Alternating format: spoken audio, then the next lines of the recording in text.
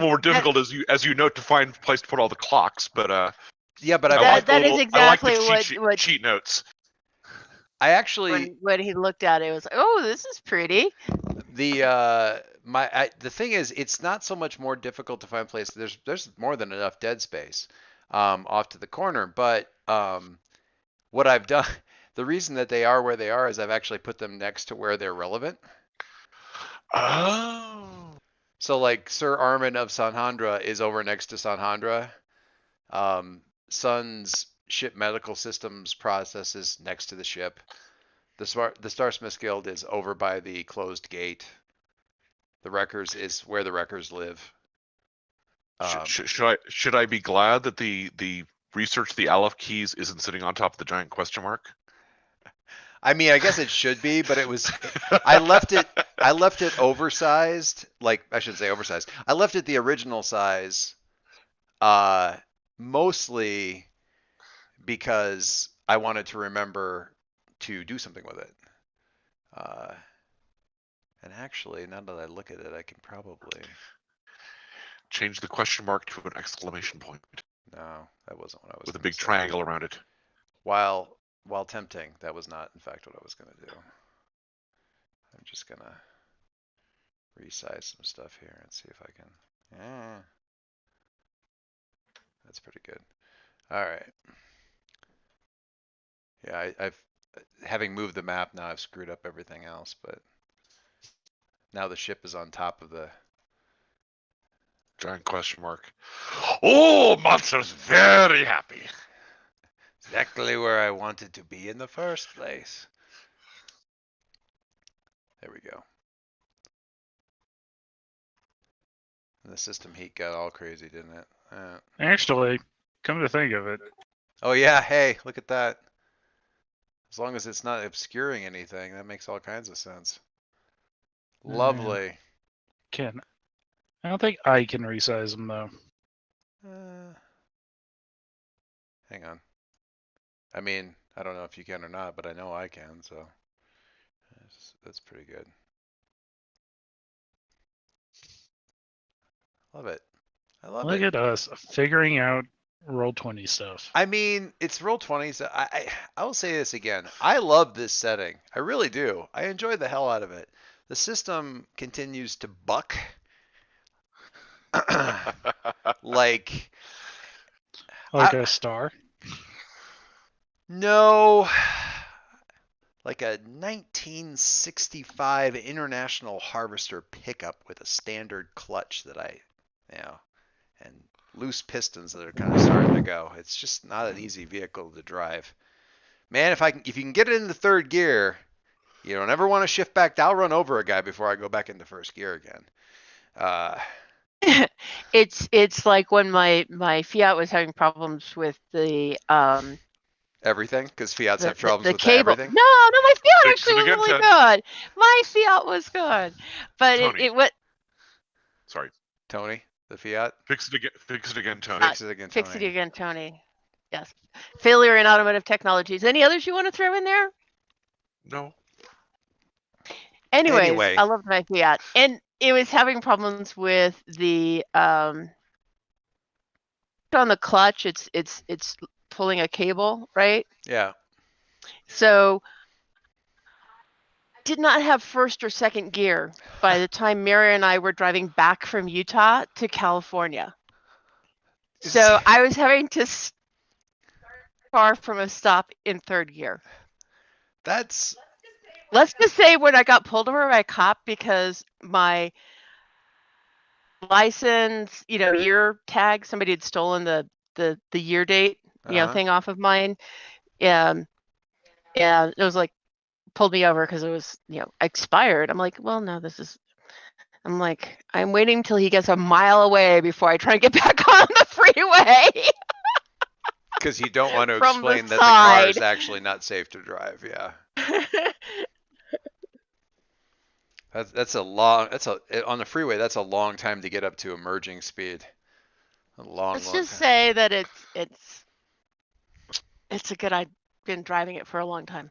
You know, everybody. I knew how to do it. I have a coworker who has a Fiat, and everyone I know who has a Fiat will admit that they've had automotive difficulties with it, and will hear no wrongs spoken of the vehicle despite that. Like, it's all like, you know, I will freely and quite often say horrible things about my sibling, but by God, no one else will. And they have that same kind of a approach to their beloved Fiat. Despite, I mean, my coworker, it's not a Jag. I mean, where like the only way you can afford a Jag is to be a millionaire or to be married to a mechanic. You know, it's not like that. It wasn't like always in the shop or anything. Oh, the one my coworker had one that was, and it's, as far as I know, is still doing this, but it just would randomly not start. It wasn't the starter or anything like that. And in the first 6 months that they were at the job with me, I don't think they had the car for 4 of them, because they kept it, and then every day they would try to like start it repeatedly to get the problem to come so they could figure out what was wrong with it. And it wouldn't happen. And then when it did, they didn't know what was doing it. So they would replace everything, and they'd say, okay, I think we got it done. But it's kind of hard to tell if you fix it when it's so intermittent. They give it to her, and 2 or 3 days later, she'd be stranded somewhere. I never had a problem like that. But she would have still of very specific problems. She still would have that happened every 3 years.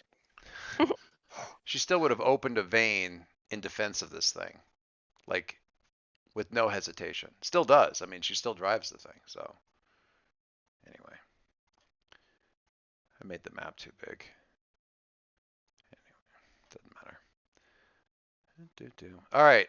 So when we last left our crew, we were over here in the region of Baftoma, near the husk of the dreadnought that the wreckers call home. Having pulled off a bit of a coup, getting some good loot off of a couple of derelict ships, and also de-infesting the derelict itself, which is, you know, not for nothing. Lots of poking around was sort of happening. Different people were looking at, you know, working on their own little things. A lot of steam was blown off. Sometimes not quite as much as we were hoping for.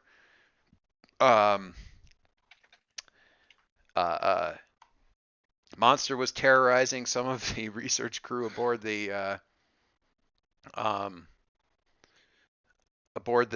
derelict that were wreckers. You know, wrecker guys. Kay was doing a bit of research as well, and thought, you know, possibly found some useful books that may or may not have been valuable in the search for whatever to do with the Aleph keys. But possibly the real prize that she snared was the crazed. Ooh, I think I've already used this picture, but by God, I'm going to use it again. Because when I think wide-eyed madman, I can't think of a better picture than this. Let's see if I can find this guy real quick. But yeah, kind of a wide-eyed, frazzle-haired,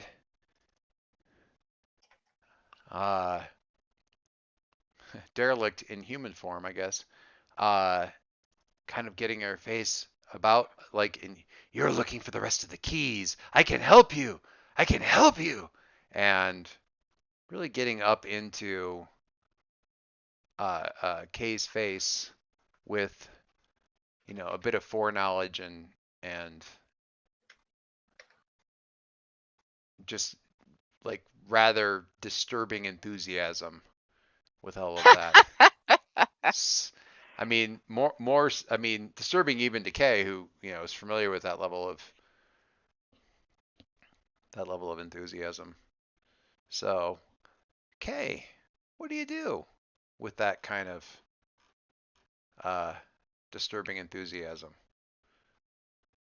Well, While I look for know this guy. better than to bring it home with me. All right. Where did you put him? I don't know. Where did you put him?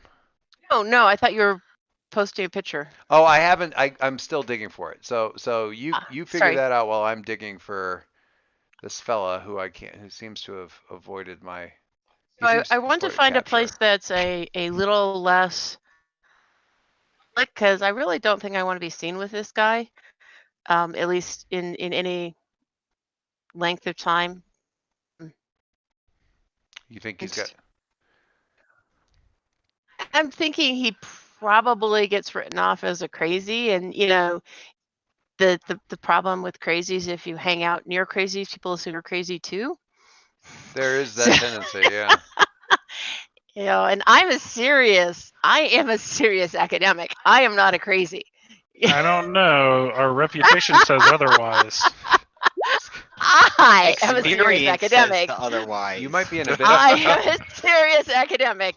You alls are crazy. Who is it that decided that they're going to unleash all of the way creatures in our ship? I don't know what you're talking about. Release. What is release? Honestly. Here we go. Oh, I haven't used this guy in ages. I know exactly when I used him last too. Here we go. Ah, there's our guy. Crazy Zeke? No, I don't think he wasn't ever in the. Nah, he wasn't. That was not Zeke. Nope. Crazy Z. Zeke had a charm to him. It looks like it's somebody that should have been part of the scary. The last time I've used this. Dave was the only one in the game the last time I used monastery this picture. and all of that. No, Dave was the last guy that encountered this guy. I don't think anybody else was in that game. So, no. Do you feel old, Dad? Where are you going? I don't think it was a really old. I mean, this would have been the demolished ones, Dave. okay. You have to go back a ways for this one. I'm way back. So, where are you going? Okay, I'm looking for a place, hopefully that's between wherever we are and the ship, that I saw, really kind of a hangout for off cycle. Doesn't have a lot of people on it right now because we're not. So more private thing, or like the kind of place that people would go to just be out in the open as much as they could. I'm not worried about being in the open. I'm just worried about, if something does come of this, I don't want people remembering, oh yeah, I saw Crazy Frim with, You keep throwing out these names, and eventually I'm going to make one of them stick. Good old Crazy Frim. Oh yeah, what were you doing with Crazy Frim? Crazy Frim has a quality to it. Yeah, I Crazy Frim. Frim is locked in now. Okay, Crazy Frim. So I want to be someplace where I can talk to him that's public, but not public. I don't want to be seen going into some alley to talk to Crazy Frim, but I don't want to be someplace where our business will be overheard. I'm going to be sort of like, oh, I felt sorry for him, so I bought him a cup of coffee. Mm-hmm. Okay. I'm thinking of a diner that would not be full right now. Okay. To people in a different time shift. I don't even know what time it is, so. Well, I mean, it's space. I'm assuming it's whatever time. It's crazy time. It's space. It's whatever time it sort of is for whoever people are currently on shift, sort of. The probably. So, Dreadnought's pretty big. Certainly capable of having other ships dock with it, but that's not really the function that some of the areas are being put to. So there's a hangar. It's not the one that's primarily in use, or even one that's primarily in use, because partly it's not functional, and the blast doors on the one end that would normally be open to space, and thus create this whole thing. It's basically the hangar. The ship hangars, these kind of things on ships that are big enough, essentially just gigantic airlocks. So the ships fly in, you know, in a vacuum, and then the air is slowly pumped back in. It's not terribly efficient. Even if they do that, this particular one, they've closed down the blast doors and pumped it back up because it's long term. They're going to keep it closed, and they've built. Nobody's quite comfortable living here, but I mean it is a good sized space. It's probably, I'm going to say, almost 1,000 meters end to end, and probably a solid 20 to 25 stories tall. Just the open space in it, because it's meant to take good sized ships, supply ships, that sort of thing. And so people have built up. There's businesses and that sort of thing. There are a lot of people that like sleep here because, again, you're kind of sleeping in an airlock, and that's not, even if it's a big airlock, it's still an airlock. Not exactly. But it is a place that people will still come. Now, what I'm wondering is whether or not it's actually got gravity, or if people are just floating around this big open space. But I think we'll probably say it's got some kind of gravity. Moderate gravity. Yeah, because it's more interesting to have a down on this thing.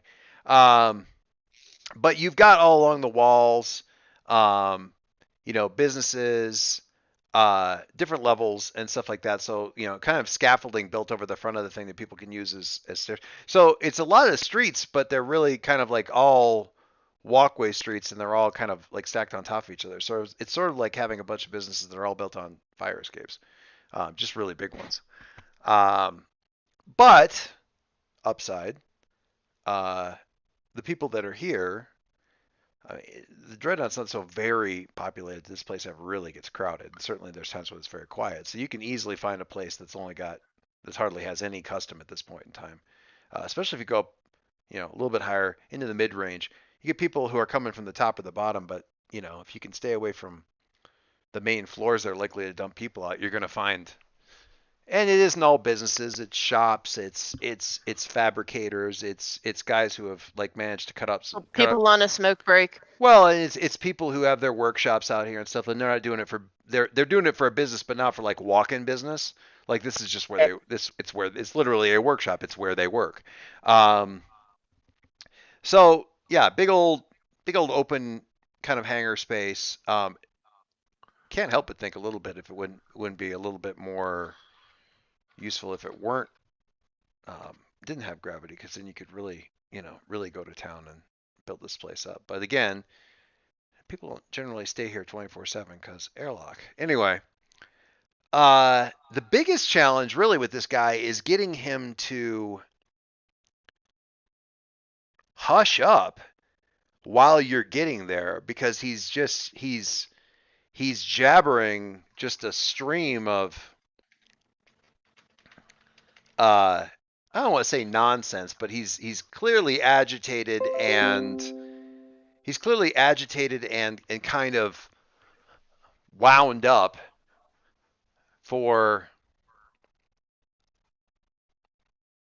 some reason, for everything that's reasons. What's that? Reasons. Yeah, he's got you. You've got him, I guess, to some extent. Kind of riled up and said, "That's right. Things are moving along.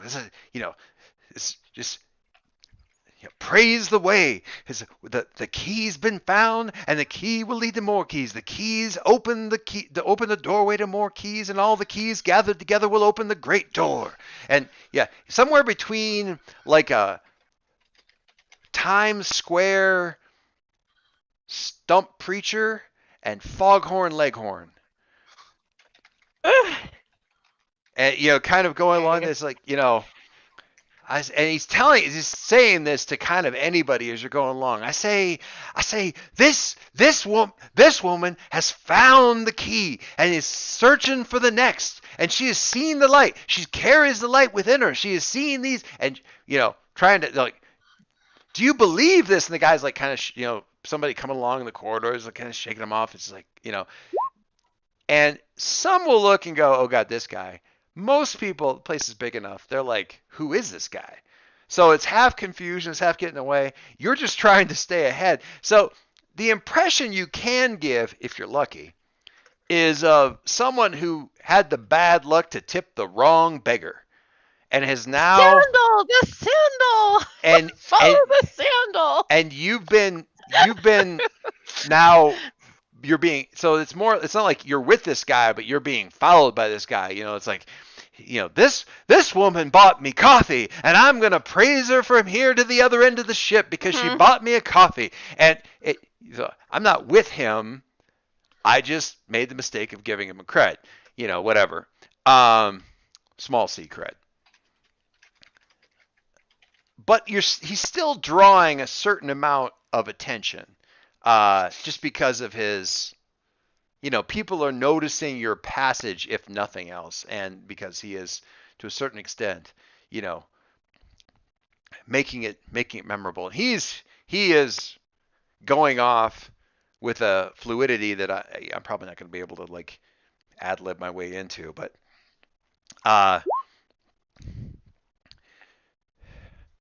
yea, though she travels through the void with sinners and murderers and thieves and the drunken. Does he have? So he is Frim. I know he's Frim. Yeah.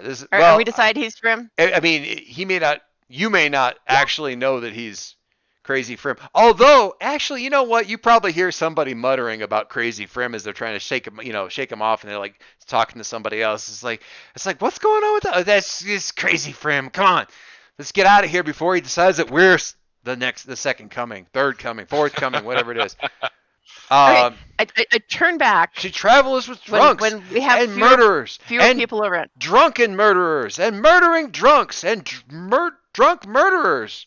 I mean, people that murder drunks and drunken adventurers and drunken monsters. Don't forget thieves. And thieves. But they are blessed because they follow the way. And all the kind of describes all of this station. Yes. And they are, it's like these are pretty thin insults when it comes to being on a wrecker ship.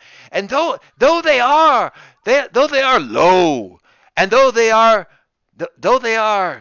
poor things and sad things. Not that I want to interrupt your curse your things monologue.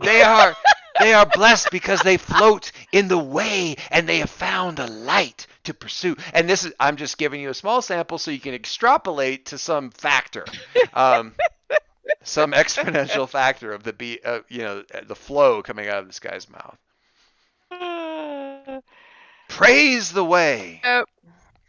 Okay, so now I'm gonna have that really desperate look on my face, and I'm just gonna turn around and I'm gonna say, yes, praise the way. Message for I'll get you some coffee.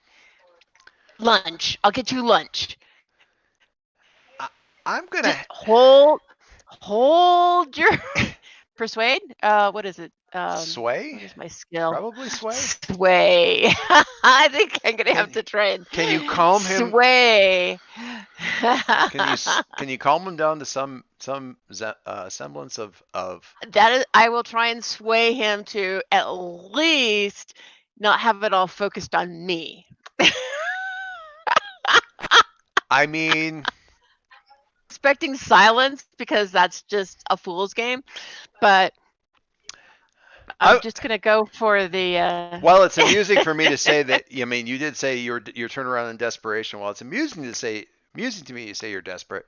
Probably this is only risky. The risk being, however, that things go sideways, there's certainly potential here for him to raise even more, to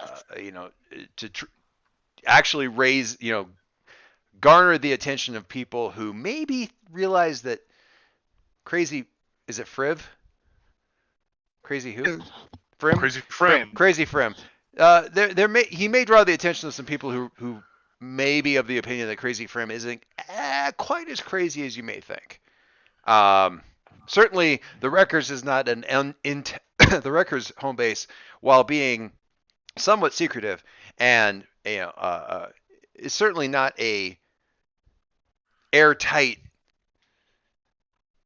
base in terms of intel security and stuff. There's people from lots of different factions are going to leave some people floating around on the station, so could draw some attention. I just want you to know that Google has not found a search for anybody on the search of Crazy Frim. Series called Crazy Frog. Okay, well, that's good for us. That is really disturbing looking. Yes, yes, it is. So it may actually work for what you're doing here. It's Swedish. Crazy Frog. Yes, let me give you the YouTube. Oh my God. Yeah, I mean, if I had thought to make him an alien, he's our guy. I like the one that has Thanos' head screen photoshopped on top of it. Oh, I've seen this guy before. Certainly, his facial expressions go really, really well for Crazy Frem. What does it say that I've seen this guy before? I mean, It says you're in college. You spent too much time on YouTube? No, it was before college. Okay, you still spend too much time on YouTube. This was on television in early 2000s. Really? Not on our television. That's impressive. That's what that is. Yeah. Okay, I'm kind of liking Crazy Frog. We'll have to introduce him somewhere. You'll just have to make a note of Crazy Frog and find a place for him. All right. Because I'm loving him. Let's get this sway roll. I'm trying to figure out why Crazy Frog is jetting along Scooter, but that's. Yikes. Can we cross Crazy Frog with what does the fox say? No. No.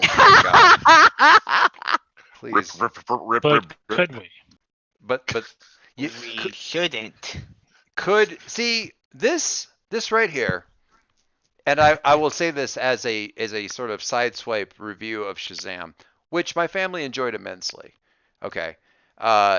Being the under 30 crowd or family being the entire family? The family, we all enjoyed it. In the gamut of DC movies, I would certainly rank it second, and it's third. That's a very low bar.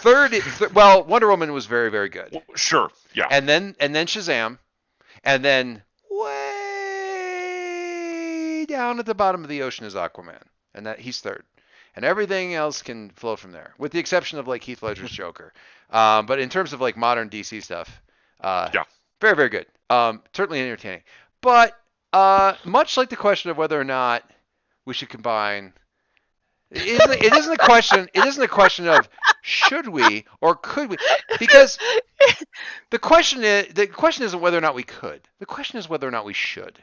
And the answer to that question is no, we should not. Because Shazam has the seven deadly sins, of course, and the question that DC asked was, could we animate these in a style that would be most at home in a retelling of the Golden Child's demons? And the question that they should have asked was, should we, for what is essentially a family Christmas movie? And the answer to that second question is, of course not. Don't be ridiculous. When your 8-year-old starts to critique the artistic decisions and design style that they decided to use for the demons because he found them, he had critiques about the way they were told apart. You could tell them apart. When the 8-year-old is picking apart your art design styles, maybe you've misstepped. we got out of it, and so we were talking about all the stuff that they like. But then my 13-year-old and my 8-year-old went off on a 10-minute tear about every mistake they made with designing the Seven Deadly Sins, because Funny. they had like you couldn't tell them apart, and there was nothing really visually. With two exceptions, that could connect them to the sin with which they were, and they were all like, and they never ever call them like look at one and say greed, go and do it, except for one time for what it literally it was greed, but not, like when you have gone into a movie that's superheroes with fighting and you don't know which one Wrath is, you have fucked up. Like you have made a serious scripting and information delivery error. Anyway, so the question about the what does the fox say thing is, could we? Perhaps. Should we? Definitely not. Anyway, all right. So let's get this sway roll here and find out where we are on crazy. All right. Crazy Frem. So we are risky. We are risky and we are standard and we are rolling 2 dice. And we'll see where we are after that.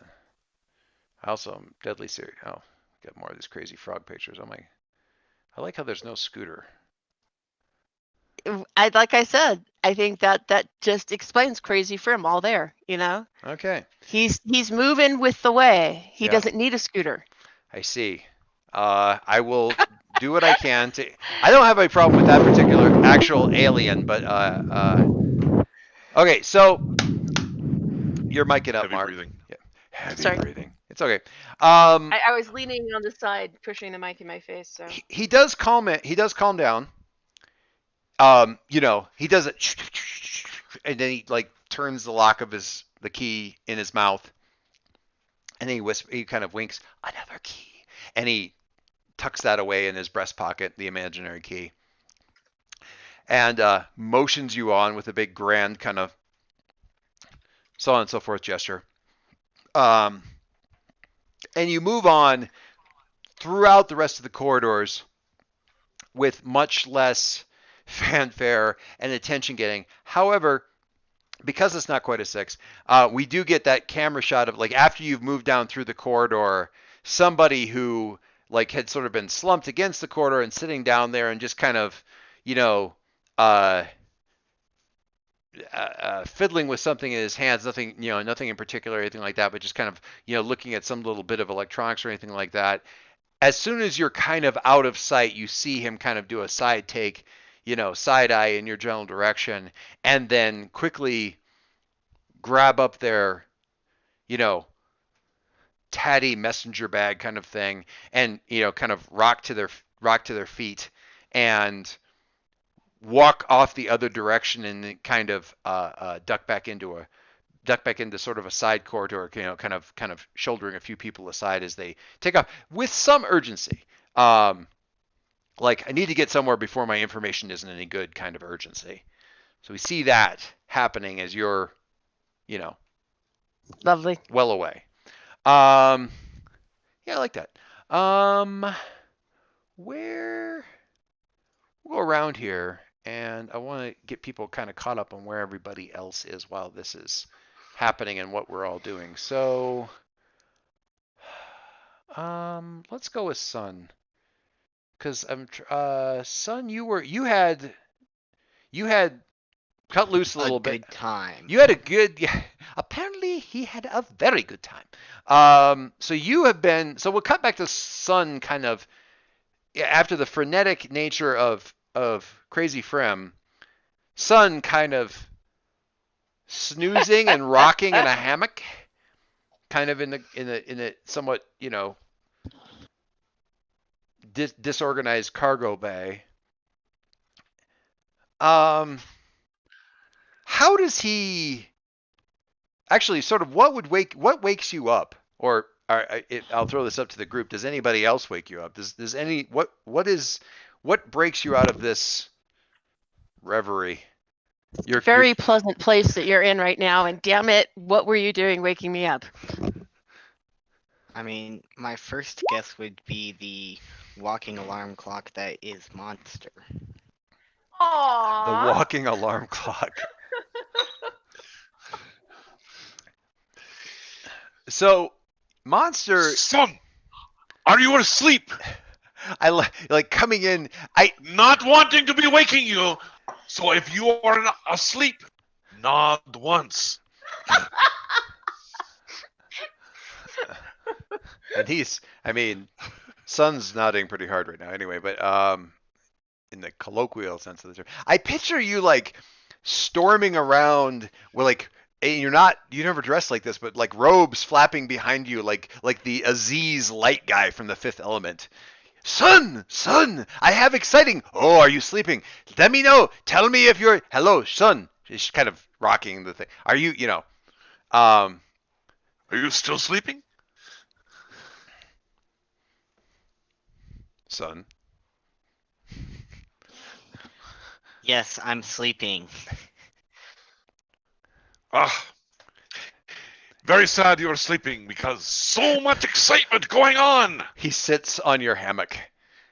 Like, because he's got to tell you about all the excitement that you're now missing. Just kind of flump. It's hard for me not to picture Monster without a tail, but I know he doesn't have one. Anyway. How is he sitting? His tail's in the way. Wait, he doesn't have a tail. Never mind.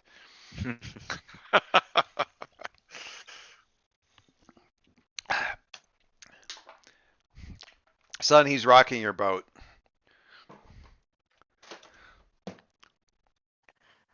I am sleeping. I am zen. You're zen.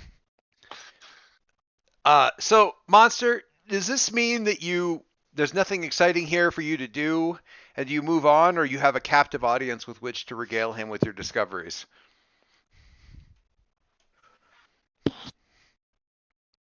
Have you fallen back asleep? Poke. Oh, so this is like my 5-year-old when she lets me sleep in the morning.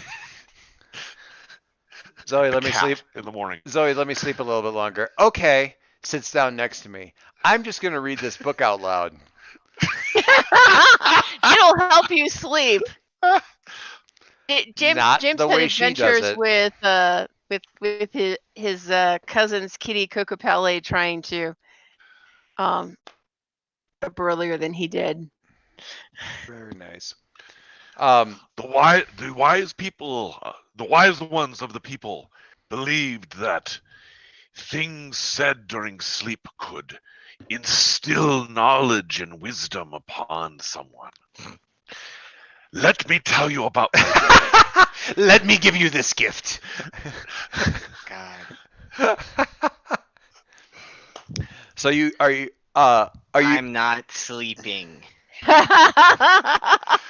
Oh, great! Then you can share this. These wonderful, exciting things that I found.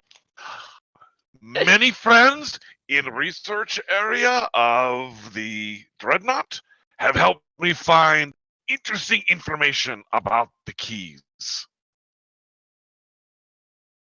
Did they now? They did. At first, we're a little bit reluctant, but persuasion is something that is a gift for some people.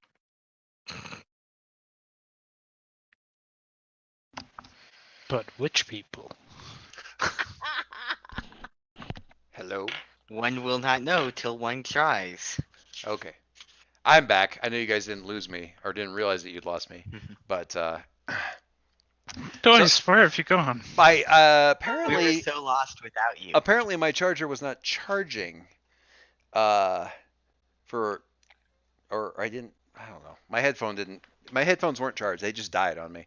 So now I have them plugged in. Now I'm no longer cordless. Very sad. Anyway, Oh no. I'll survive. I'm very resilient. Are you still so son, you're Go ahead. Son, you're not sleeping. Are you trying to crawl back up out of the hammock, or what are you physically doing while Monster is doing all of this? Glaring at him mainly. So I won't interrupt anymore, Dave. What were you about to say?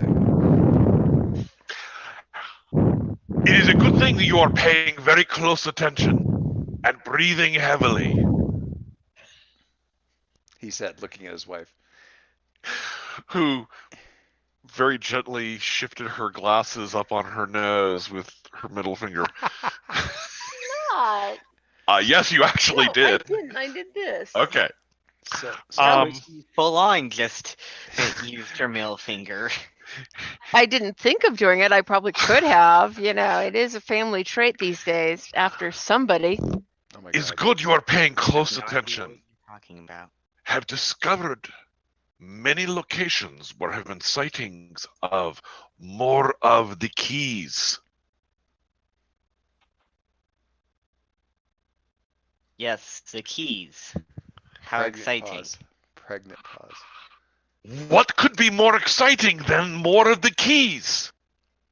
Imagine the adventures we will have, the things we will see, the places that we'll be going to find these things, and then when we have them all, what will happen?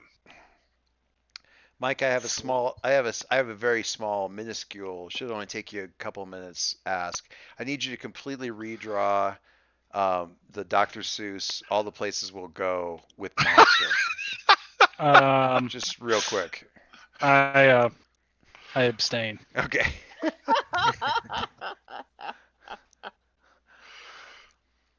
Imagine all the places we'll go. Speaking of Mike, or rather, his erstwhile in-game avatar, where is Armin right now? What is he up? What is he up to? Is he back on the ship, or where is he? Well, He's trying to sleep in the adjoining hammock. Allow me to answer your question with another question. By all means, do that. Bill, is Drifter still like what's the best phrase? Milking Beat up? Licking his wounds. Yeah, I think so. I was gonna say Yeah. milking your alleged nobility for all it's worth. Yeah. So that seems like the sort of thing where it's just like, you know, we do like the pan shot over from Monster and The cargo bay, like they're the cargo bay over there, over to Sun's makeshift medic station, right.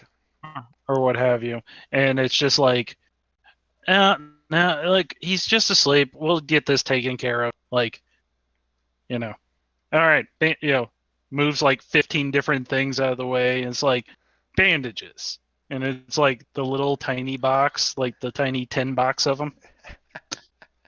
The kind that they normally have in the near empty first aid box at the office. Yeah.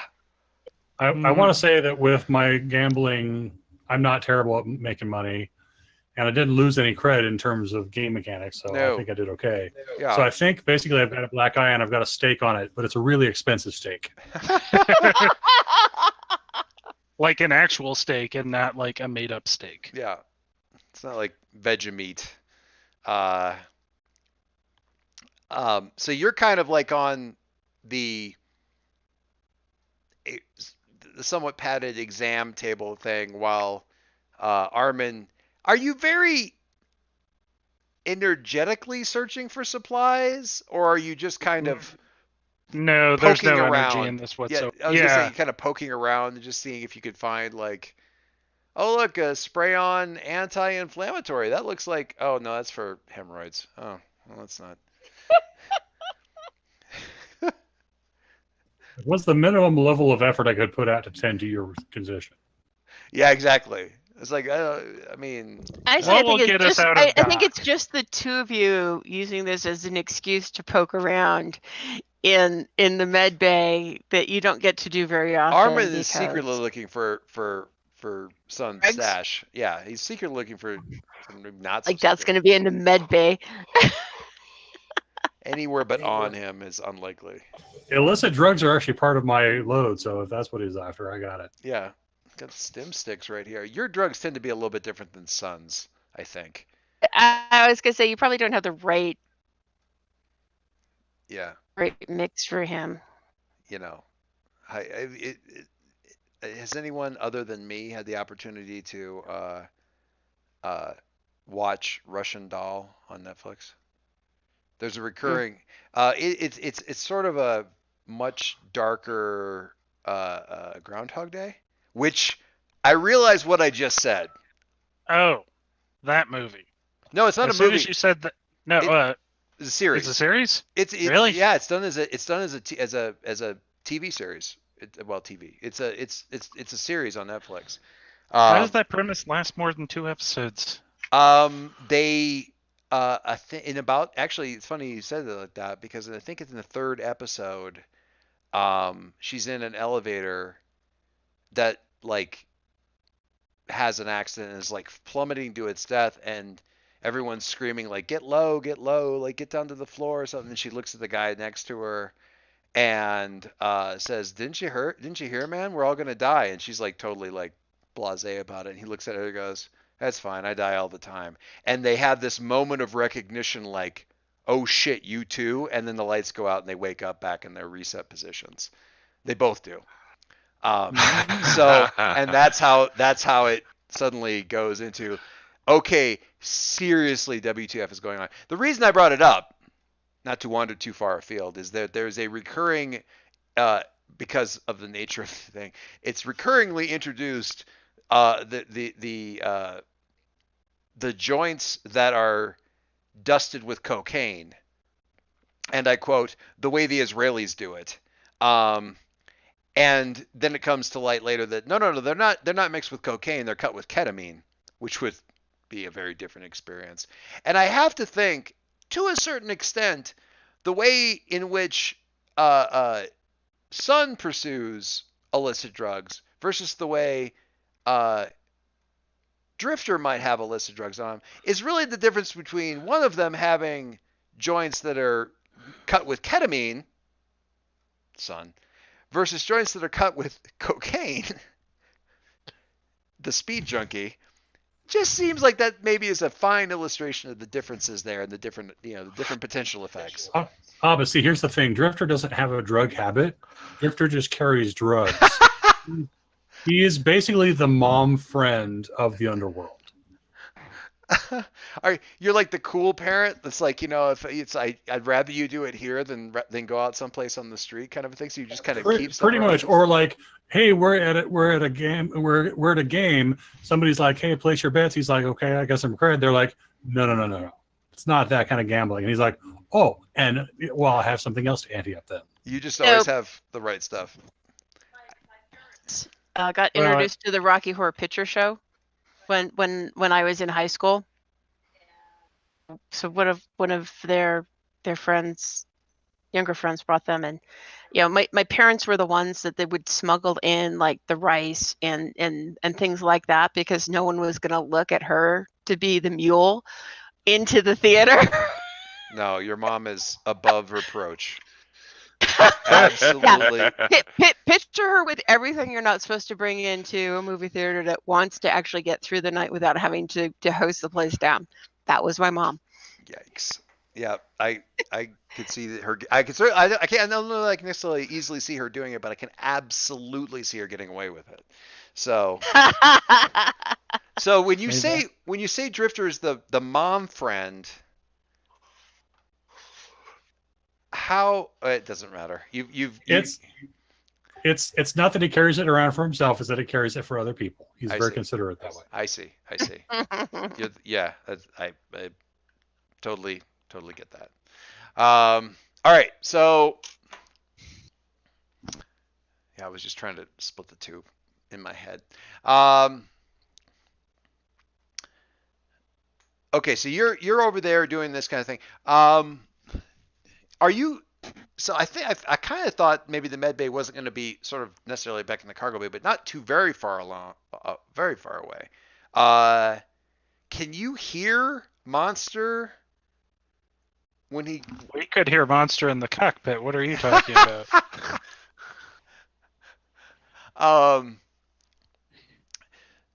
So are you inclined to go since he's probably woken up Sun by the downside to where Sun sacked out is it's the cargo bay, which means it's probably one of the main places that people use to come in.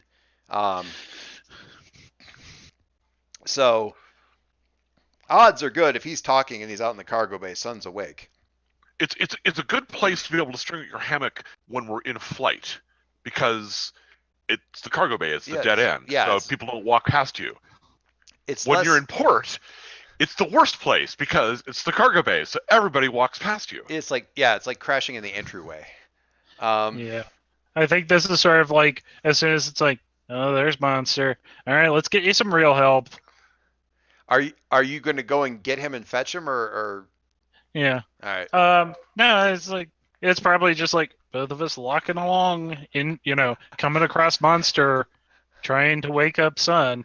I love the idea of you walking out, looking like you've had an evening out, and pretty blasé about the whole thing. Drifter also looking completely blasé, despite the fact that he's holding a steak to his face. With a beautiful shiner. Yeah, I mean. Do you want salmonella? Because that's how you get salmonella. And ants, anyway. So, all right. And ruined steak. So, I mean, maybe. You don't know what they got on it. It might taste fine. They might have dropped it a few times. You never know. I say that as a value add for Monster. Thank you. I mean, it depends on where it was dropped, but that's fair. Life is an experiment. So, Sun. Wouldn't be special if you knew where it was from. The situation, Sun, is not improving. Now there are more of them. They seem to be attracted to the noise and light.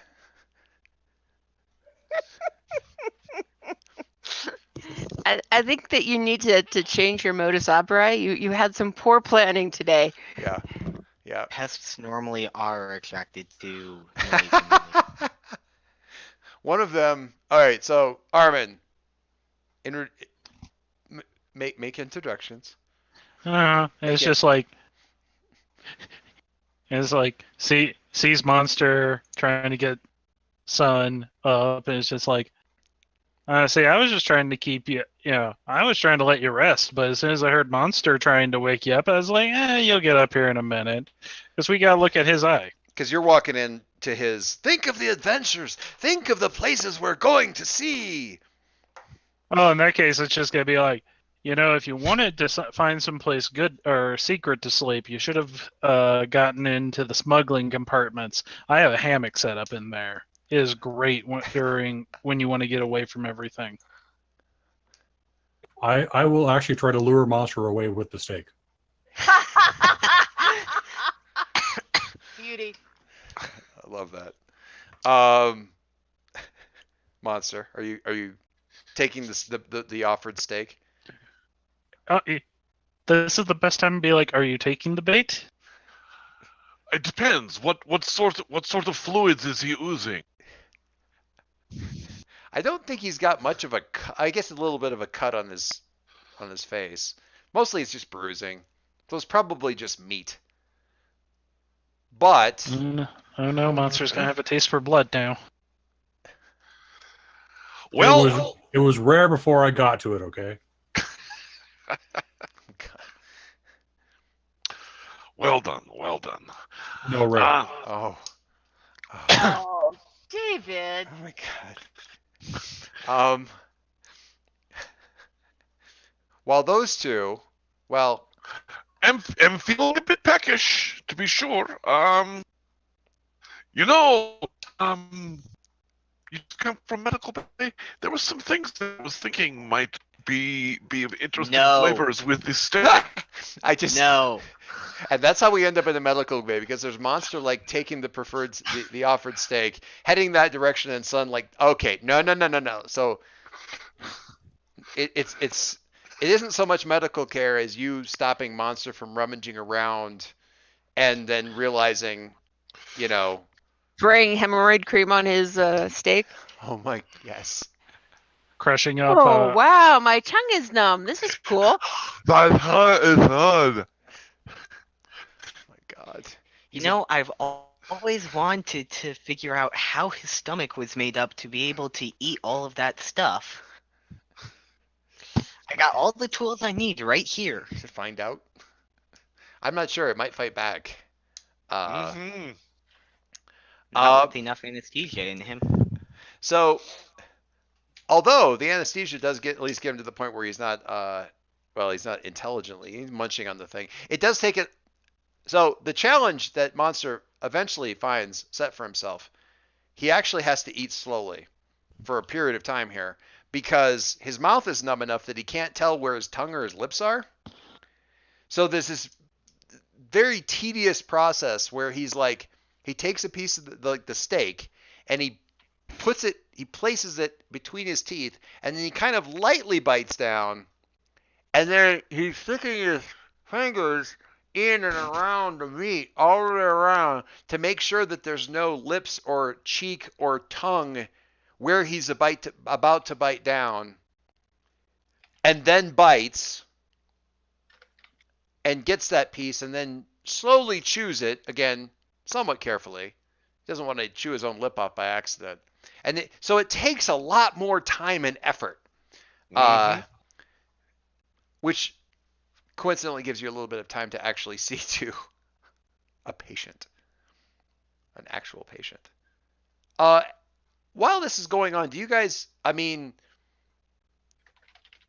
having got back into the same place, what are the highlights that any of you may hit with, like, how your evenings went?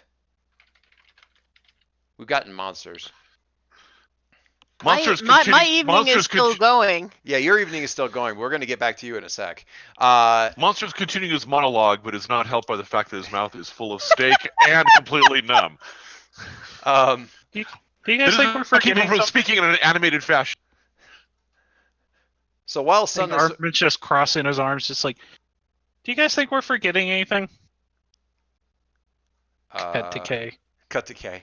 While Sun is puttering around and pulling out various analgesic and anesthetic sprays, the proper anti-inflammatories.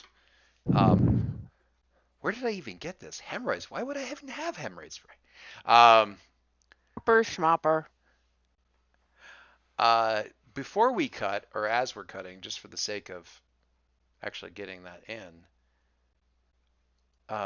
Son, how about you make a doctor roll? I believe any roll clears out a... You mean do the thing that I'm here to do? Mom, here. You do the thing you're actually... Your thing that you're meant to do? Yeah, you mean that thing? That thing, yeah. I don't think... Yeah, there isn't really a failure state on this, is it? It's just a question of how much harm you clear. And a 5's good anyway. Because you're just clearing a light injury, if I believe. Light? Yeah, it was light. Light. Yeah. So like lasers.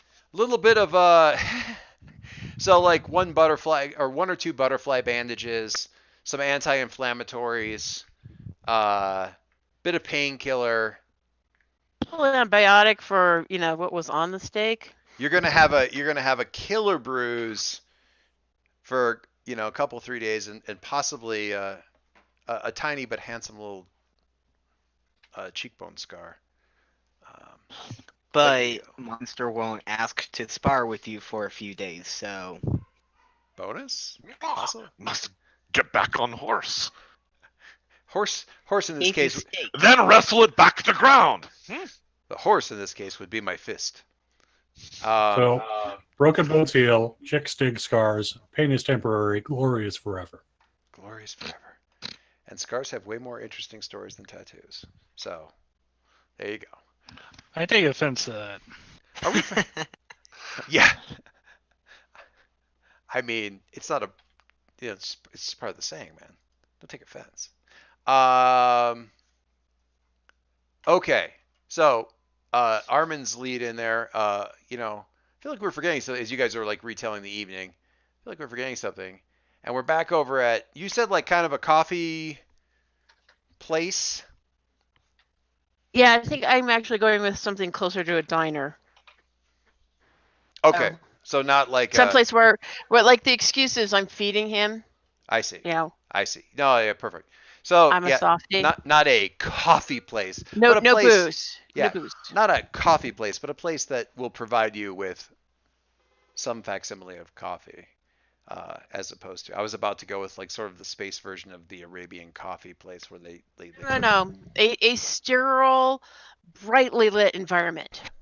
So like a Wagamama. And on the cafeteria end of diner. So definitely like a Wagamama. I love this because noodles to me strike me like noodles, sort of a ramen style thing, strike me as a very suitable food. Partly because they can be put into sort of a suction bulb when in dire straits and lacking gravity. So yeah, kind of that. Yeah, if you've ever been in a Wagamama. Anyway, have not, but now I'm gonna have to look it up. I feel like we went to that back in 2002 when we were in London. It's I shouldn't say if you've ever been, because if you haven't been over to London, it's sort of a, I almost want to say like a,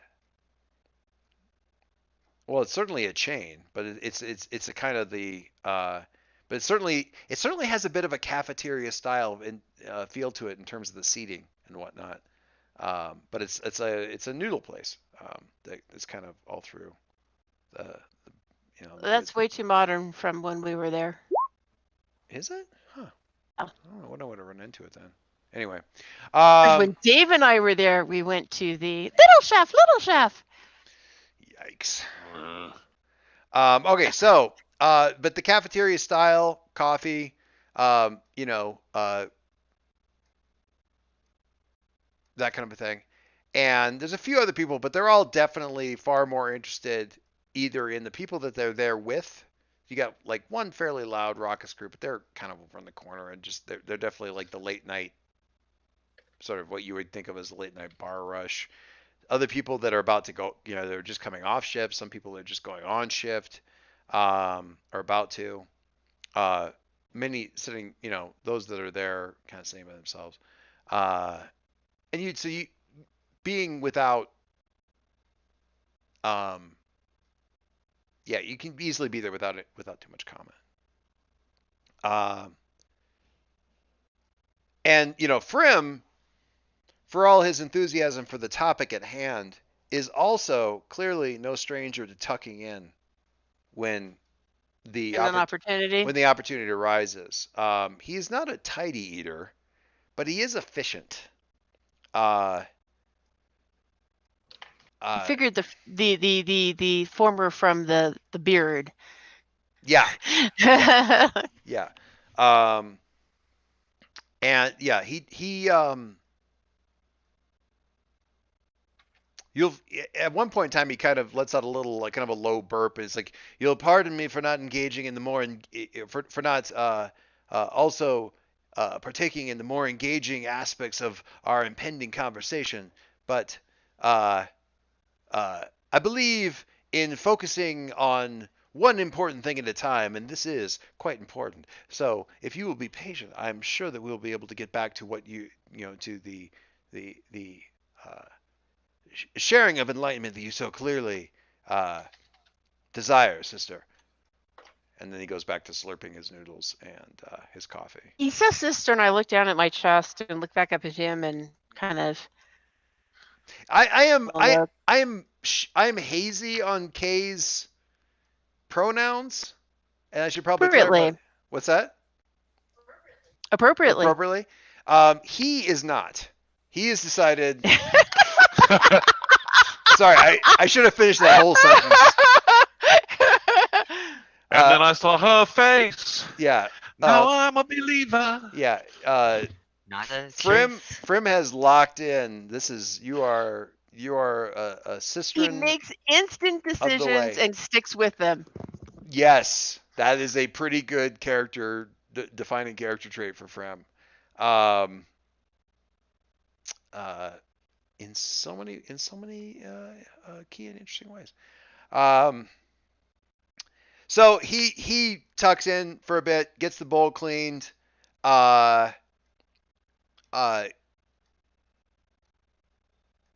goes for a second cup of coffee. Comes back. He's got a particular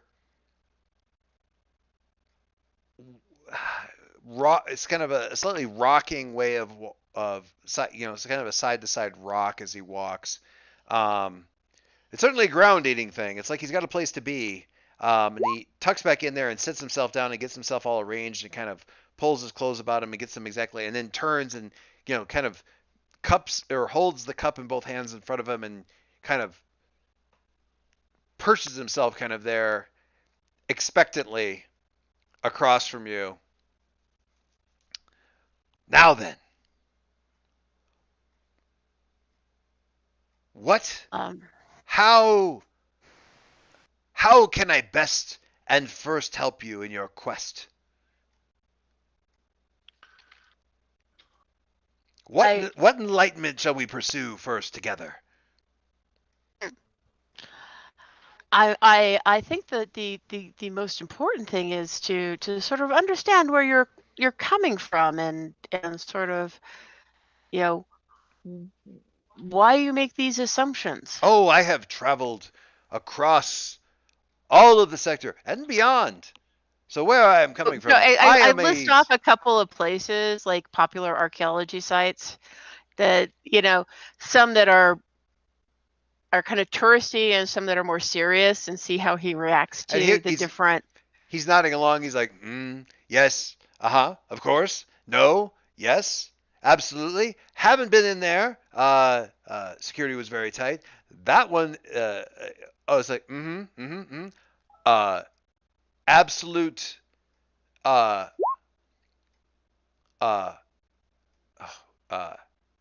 hoax, complete fraud, quite interesting, really delightful. He's rolling down through this thing like true gem of the sector, fraud, hoax, entirely too selfish with what they found, given its relative value. Now, to be clear, it does not match up. It does in some places, but it does not match up about 30% of the time with the way you would categorize these sites. But I am making a mental note of how he's categorizing them so that I can go back and try and figure out his logic. Yeah. Because like one of the touristy ones, one of the great gems of the thing, probably one of the oldest and most heavily trampled, like touristy sites, great gem of the sector. One of the most secretive and heavily secure, complete fraud. And as well as anybody, as well as everyone currently working on it, and that. While you're like, no, the site's actually, but then, as well as everyone working on it, you're like, okay, I can kind of give you that much because they're, those guys and they're definitely not your favorite people. So that almost lends it a certain amount. It's like, I don't know if you're right about the site, but you are bang on about the people that are currently running it. And so, yeah, he has commentary both about the people and stuff. And he mentions a couple of other places that you haven't really thought of as significant, like academically significant or really significant at all. Because he'll rattle up, this, that, the ruins beneath the governor's keep on Rin, which you hadn't really heard about.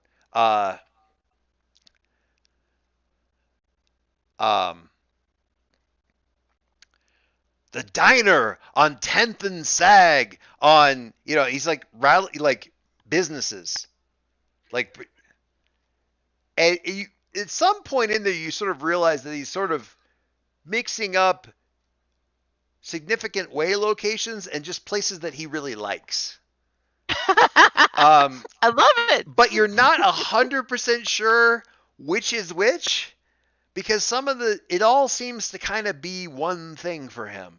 So maybe he's on this. Who knows? The filters are.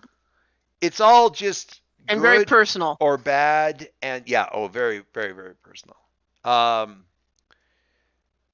really, it's where you find the wonders of the universe, where the value lies. The books that you have there in your satchel, for example, incredibly interesting. Complete garbage, useless for your current task. However, still very interesting from a historical aspect, I suppose you might say. But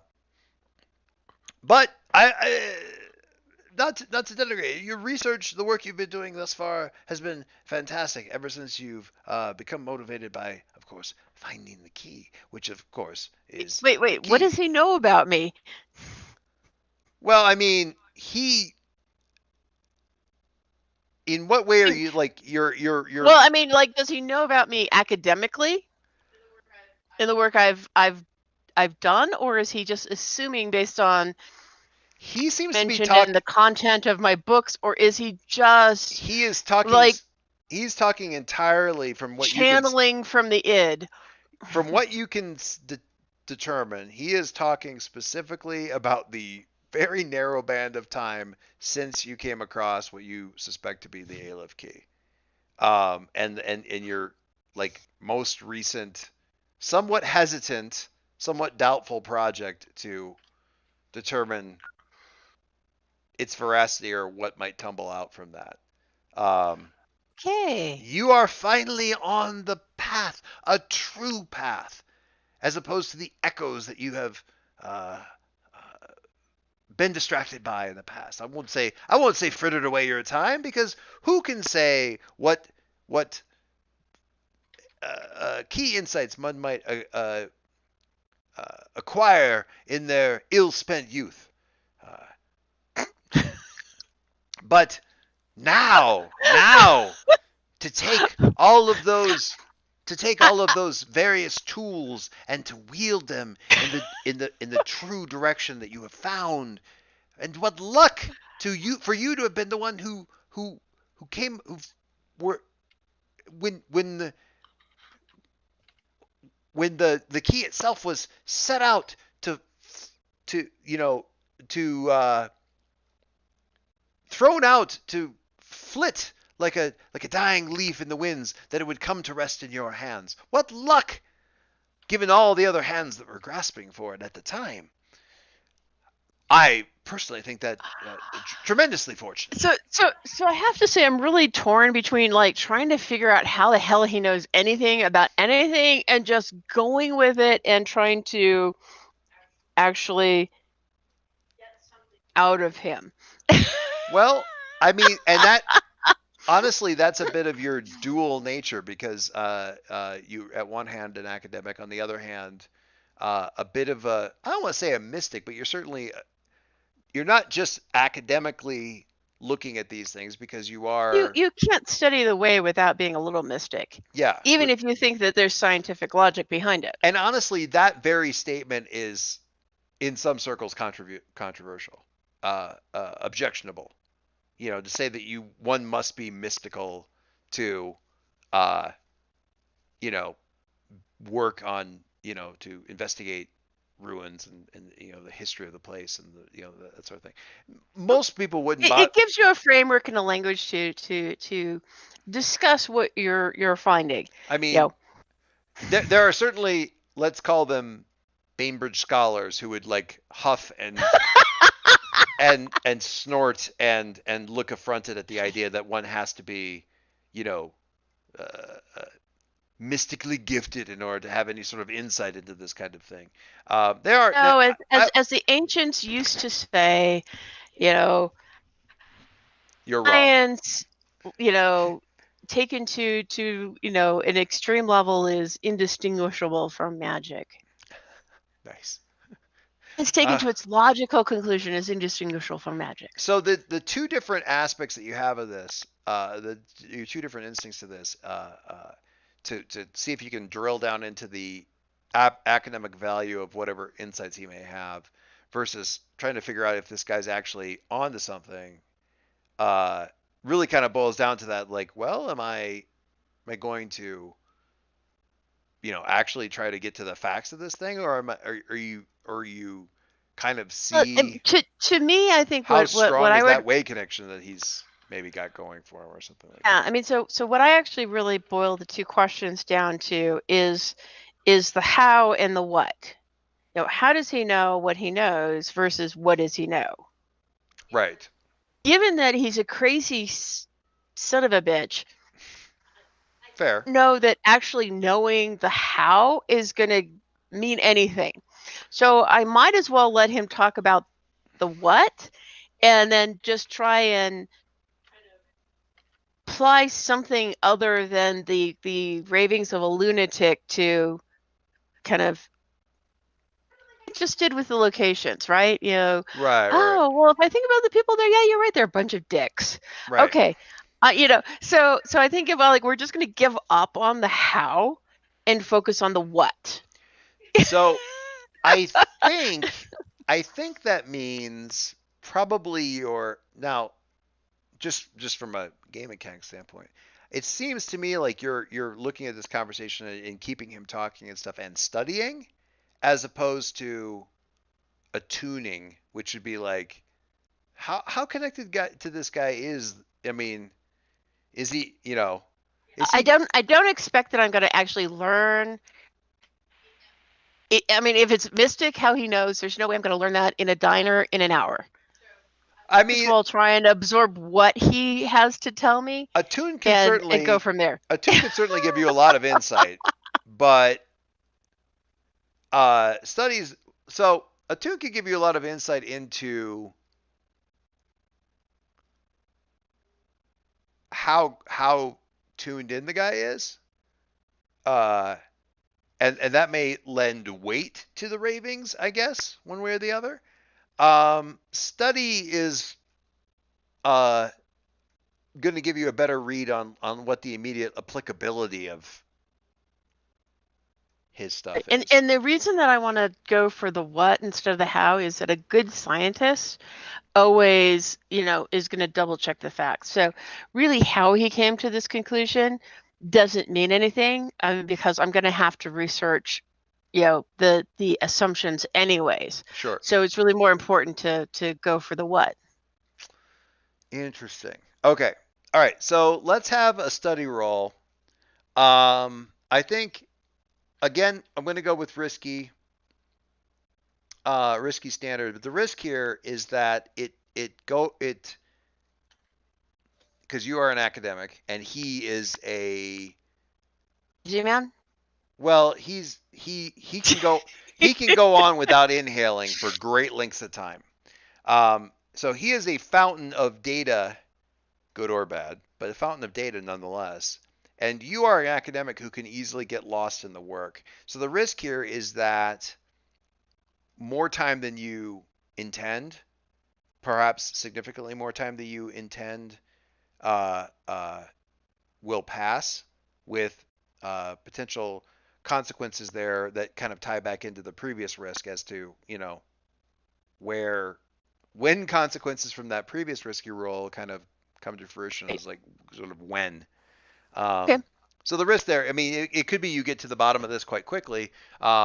If the roll's not quite there. And because I'm going to want to study what he says later, I'm just going to click my comm link on with the assumption that, you know, the open comm gets recorded on something on the ship. Yeah. You know. Well, I mean, yeah, it's not any great difficulty there to kind of say, I'm gonna I'm gonna record this stuff. That shouldn't be right. And I'm thinking of a comm link because then if, you know, and you know, they at least know what I was doing prior to something happening.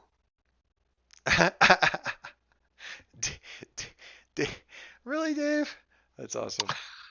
I just now saw my Hangouts thing, which is only funny if that is a very long link. No, it's actually in. I'm not sure where. I sent him a message separately. Yeah, he sent me a thing. Oh, well, He sent me a thing in Hangouts, which is actually terrifyingly accurate. I mean, it's not terrifying. I mean, it's not accurate, but I mean, from a from a I've played that character before. from a role playing queue. We'll get to it later. From a role playing queue, it's kind of bang on the money. So yeah, I would say so. Let's go ahead and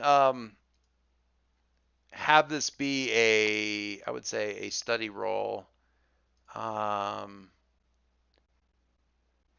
For you. Now, your study isn't the strongest stat that you've got.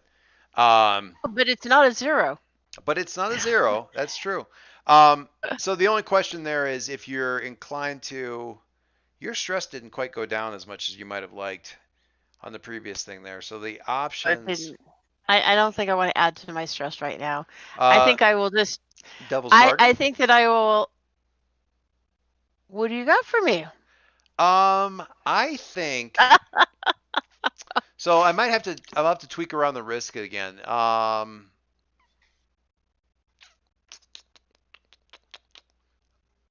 me think. The devil's bargain is going to be that the somebody's definitely going to catch up to you while you're still here at the Wagamamas and backup's a little bit further away than you might have otherwise hoped. So yeah, devil's bargain there is we're definitely going to have interruptions. The risk, fiddlesticks. Help me out, guys. I need a good risk for this. Like, what's the risk of studying this guy and Well, right now, at least to me, it seems like the worst risk possibly could be, his attitude shifting for the worst. Where he's like, "Oh, you staring at me?" Like, I see. So triggering the paranoid as opposed to the manic. Yeah, I'm actually down with that. I think that's probably pretty good.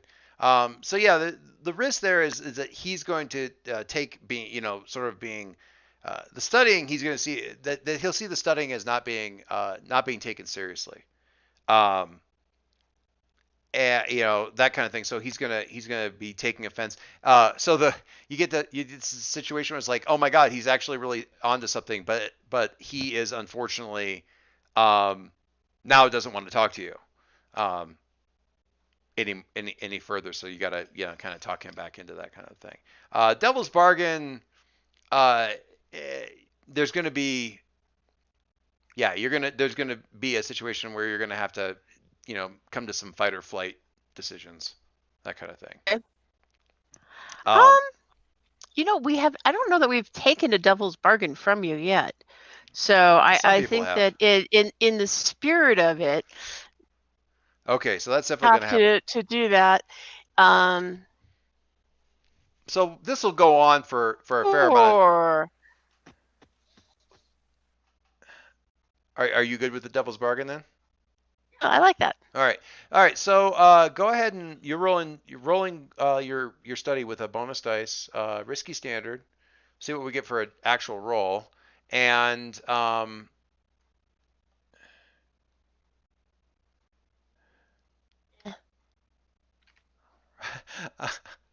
I like. Oh my God, that's not a great roll. Okay. I don't know if anyone else is gonna get there. Oh, from oh brother, where art thou?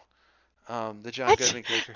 Oh, Mike, I don't know if anyone else is going to get the reference, but I feel like Frim is going to try to sell Kay some Bibles and then rob her with a large stick. I mean, that's what it felt like. It was just like, yeah. This seems accurate. Not exactly. No, Frim is unfortunately entirely on the up and up, but he's come to the conclusion here that that Kay is just not, too many questions, not enough belief. Not enough belief, sister. So the trick with interviewing for academic purposes is not unlike the trick with interviewing for say law enforcement or any kind of investigation, which is if you're dealing with some sort of living source of information, like law enforcement, they would call it a witness, is circling around to the same questions, having given them 10, 15 minutes to kind of get away from that answer to see if the answers come back the same every time. And you've interviewed enough local, local I took inhabitants. Anthropology. I know the technique Right. for, social ethnology. Are they feeding you a line, or are they actually this is actually seriously the way Grandma used to do it, kind of thing? And unfortunately for you, he recognizes it as well, like on the third pass. And this is the real kind of like annoying gut punch of the thing, is he doesn't just identify it, but he calls out. He kind of peers at you with like the one wide eye kind of thing, and he's like, "You trained with Bartholomew." Oh no! That annoying prick couldn't talk his way out of a brown paper bag, and if somebody gave him directions, he wouldn't believe them until they give him the same answer 5 times. And by then the bag would have been on fire. And he starts going off on this tear. You've been in the world. You've seen what's actually out there, and you're still acting as though you're in some kind of lecture hall. And he's standing up, and he's like, and he's talking, of course, like, seems to be trying to make an example of you,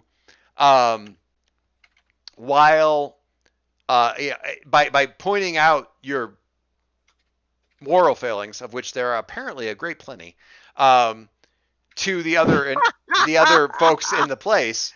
And as he's going, he lists off the alumnus and/or retired and/or currently standing faculty for basically every major academic establishment in the sector. Practically in alphabetical order. And who they're sleeping with? Certainly in order, yes. Certainly in order of tenure. If not in alphabetical order, it's like in order of tenure. And he goes. I actually kind of like him now. He goes off at like, and so regardless of whatever he's been saying, which you haven't actually, I mean, he was relatively consistent, but you haven't really gotten to the meat and potatoes of the thing. There's a certain amount of sinking realization that this game may be legit. It at least some level legit. He's also leaving, which is counterproductive. Who are you? So he's storming out. You're kind of like in the wake going, okay, how can I talk this guy back down off of his Is ledge? there salvage to this? Yeah. Or is it just all? No, it's awful? not. It's absolutely salvage. I mean, this is a bit of the beauty of.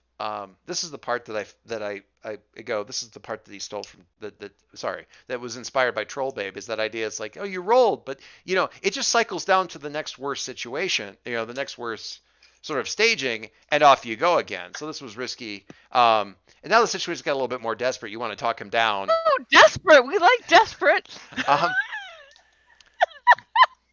So we're in a bit more of a desperate situation, but not quite in the same situation, we thought.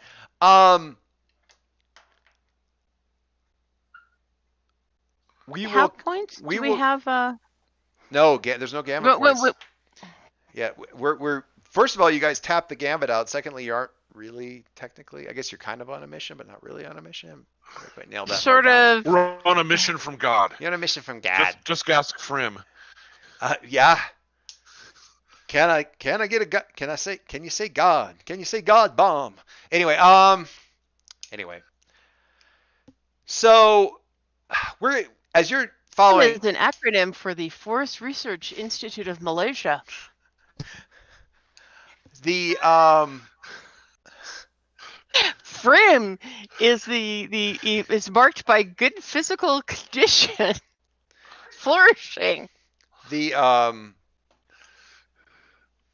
So you're heading for the door, and he's on, and then kind of some shadows fall across the door as he's about to exit out of there, and that we'll get back to your desperate situation in just a second. No, I'm fine. I'm fine being desperate. Go ahead. Meanwhile, you guys getting patched up, kind of in the back.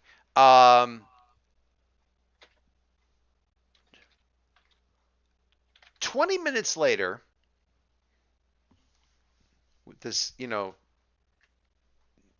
patched up and kind of, wandering around the ship. I kind of want to cut into the conversation about what next. Like, I feel like you guys, sort of like going, well, what are we going to do now, kind of thing. I have plans. As you guys are rummaging around for like post out on the town breakfast bits, all that kind of stuff. Like list of things to do next. Many interesting places to go. What's Armin's first reaction to that? Are any of them profitable? How many red flags, or maybe another way of asking is, how many red flags does that raise for Armin?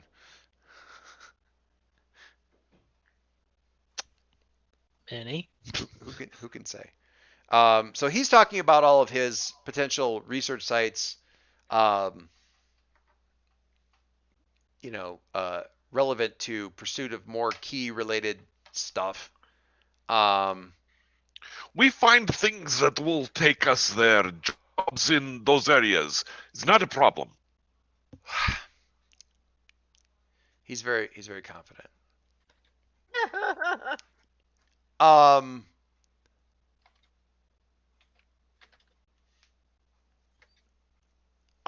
Armin, is this the kind of situation where you like offer counter proposals, or just kind of let him wind down and wait for everybody to get here so you can have the rational vote kind of thing, or No. or the rational proposal argument rather, or whatever. Assuming rationality comes into any of this. Yeah, that's fair. Oh. I don't No. think he's pointing that strictly at you, Monster. No. That's all of us. No. We already followed your advice once, and now we have a key on board that we can't sell to somebody who will give us money. We take care of that crazy. We take care of that crazy plan first, then we make a new crazy plan. It's not crazy plan. It's excellent. No one wants to buy. We don't want to sell. Yes, I do. I definitely want to sell. While this, why don't you want to sell? It's a key. I love it's this. Important. I love so this argument kind of going on. Is this more of? I have to wonder how many times this may be gone on, but certainly enthusiastically so. Kind of going on in the background while this is going on.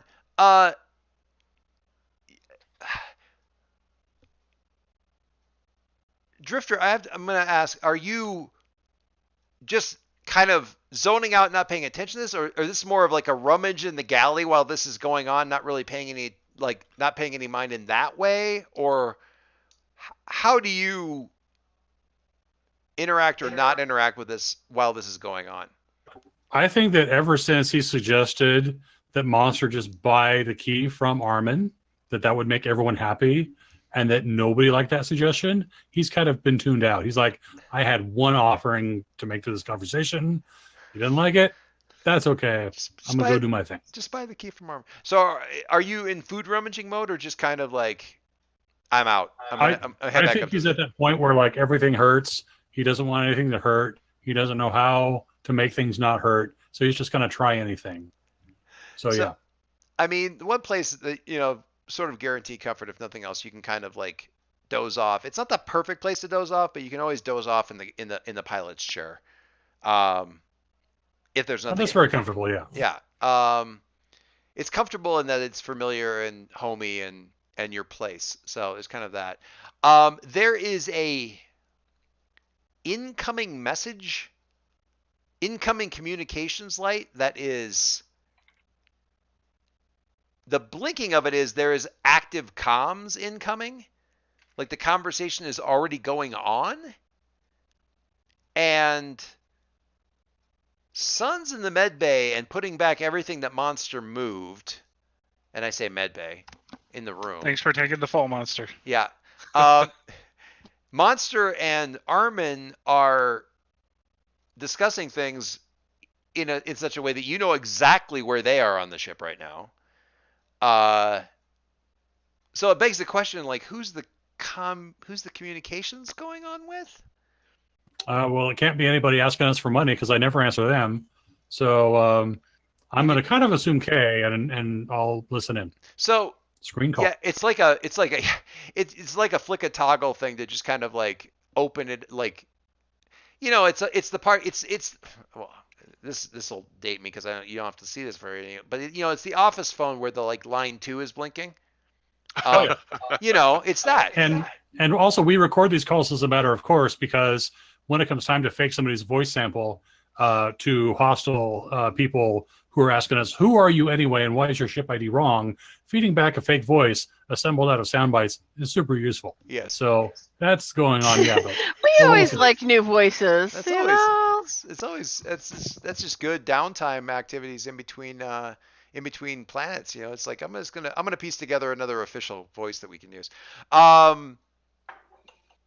So when you kind of toggle on that comms, what pops up on the little display screen is that the receiving end is being funneled into essentially like voicemail, like intentionally funneled into voicemail. What's on the other end is some kind of argument that if Kay is participating in the way of a boxer who's currently on the ropes. I mean, there's a lot of yeah buts and I didn't mean to, and I'm sorry if I, and meanwhile somebody else kind of going off at great length, not even really necessarily about Kay, it doesn't sound like, but a bunch of people like Kay and like stuck up bookworms and librarians with delusions of grandeur and various, you know, and take that, Denbridge scholars. Uppity waitresses, apparently, because he's starting to just like lose the thread and he's just ranting about anybody who's ever pissed him off. Friend may be one of my new favorite guys. Anyway, I'm loving him. While that's going, and there's a bit where he kind of trails off, and you hear somebody go, well, Frim, you're not nearly as you're just about as easy to find as you are usually, but I don't usually want to, but you have such interesting company right now, and I was sent to bring them in for a little chat. So why don't you two come along and explain what you're so excited about with your new friend here?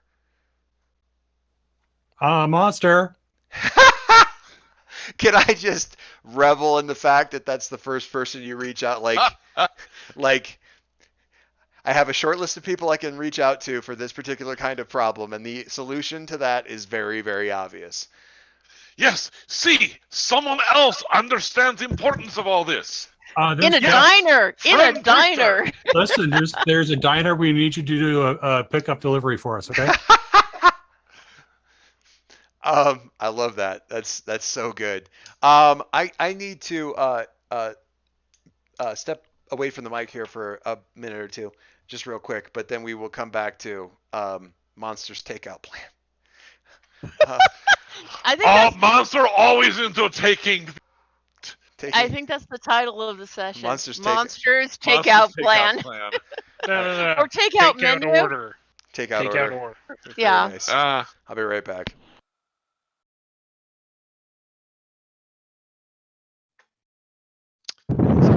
Typed in place. We can be of assistance.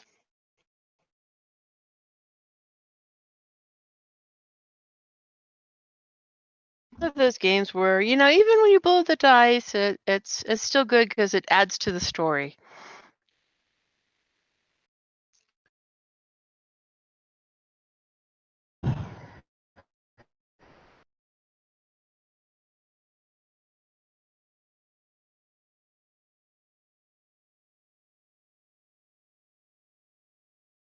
Oh, so I figured out my tickets for Endgame. Oh, good. Good. When You're you going go- with Sean? Yeah, me and Sean are going to go on Monday. Well, don't read my blog until then. That'll be so hard to do. I know it'll be hard, but I can maybe block that the review post I'll do from you. How's that? Oh, you don't have to go out of your way to do Oh that. no, it's the least I could do. Oh no, it's fine.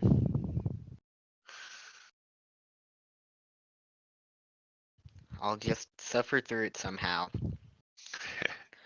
I'm already resigned to having to avoid all social media for Yeah. And include friends in the hallway and no. their stray random encounters.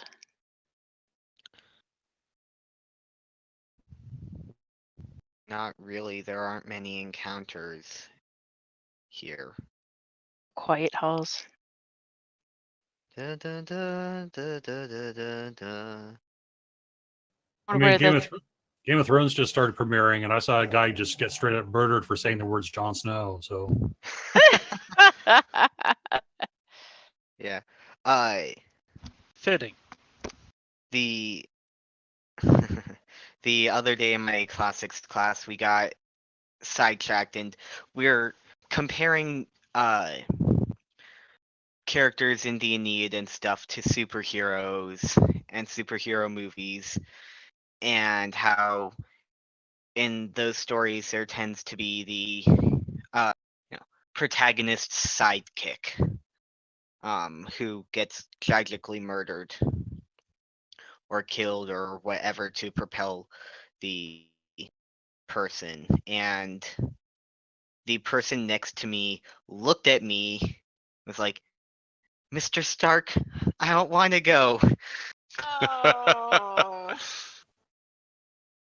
Cool.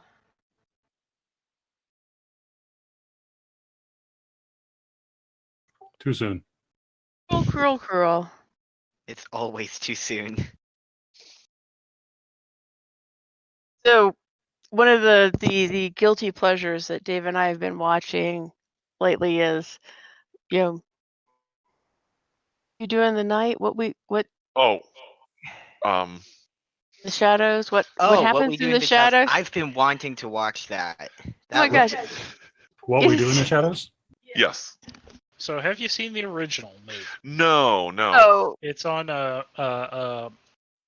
Amazon Prime. okay, so we can see that, but we're just having fun with it because it's so deadpan. It's just got this very amusing, and I don't know. Are any of you guys watching it? What is it? I am not. I Well, want to watch it. Which is it? What we do in the shadows, the TV series. Oh, I really, really want to. I haven't okay. been able to find time to, but that may be the next thing that Kate and I watch together. So if you don't start from the beginning, that I would recommend to sort of give you an idea of it is the werewolf episode. Werewolf episode is good, but, Scott, but you can start from the beginning. I mean, it's not that long a series. I know I'm True. I'm just gonna dive into the whole thing because I've seen enough enough. I mean, James will appreciate it. There was a point to this. There was something that had to do with something we were just saying. I've seen enough Tumblr memes to know I'm just gonna enjoy the whole thing. So. Oh, no, I just want to watch it based off of the trailers. Yeah, exactly. So. Well, the guy who did the original movie, I believe, was the director of Thor Ragnarok, right? Yeah. Taika Waititi. Yeah, Taika Waititi. he's in it He's one of too. them. Yeah. Yeah. That's Mhm. even better. I'm just Yep. speculating that, like, is that how you got there to this particular conversation piece? No, we were talking about lost it. There was a reason I was going there, and now I've lost it. Yeah, Well, it's it was a good. It was a good Spider-Man conversational thing. Spider-Man. Yeah, the whole. Oh, okay. No, there was something I was going there, but that's okay. That's all right. Watching it, I'm not going to go there. Thank Okay. you. So, I think the most immediate issue is like, yeah, we get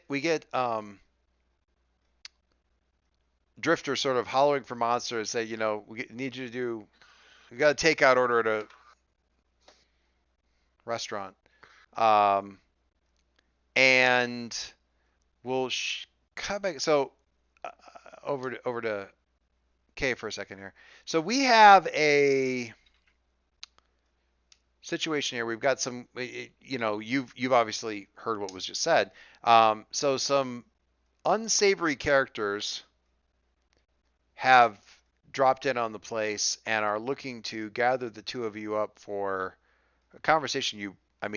You are a scoundrel, after all. You probably know these sorts of folks and the many different reasons why going with them to have a conversation with party or parties unknown is unhealthy. Correct. And one of the reasons why I chose this place, because I am a scoundrel, is that it actually has a very convenient back door that goes to an alley that's not directly accessible from the front. So most people wouldn't realize that there's a back door there. So really my only thing I'm going to say before I go is, do you want to talk to these people? And if the answer is no, I'm going to start dragging him to the men's room, which you can get then to the back alley room, but that's okay. So you go to the ladies' room, and there's it's a really old place. It's got a couch in the ladies' room. So you use the couch, you can get up to the window and get to the back alley. Well, back corridor, but yes. His response to, do you want to talk to these people is when one encounters the dark forces in the universe, one says no to them, sister. One says no. When one encounters the dark forces, I just start grabbing him. Yeah. Can I follow me if you want to live? No. So the situation that you're in right now is you're definitely scrambling. I love that scale name, by the way. That's one of the more evocative ones.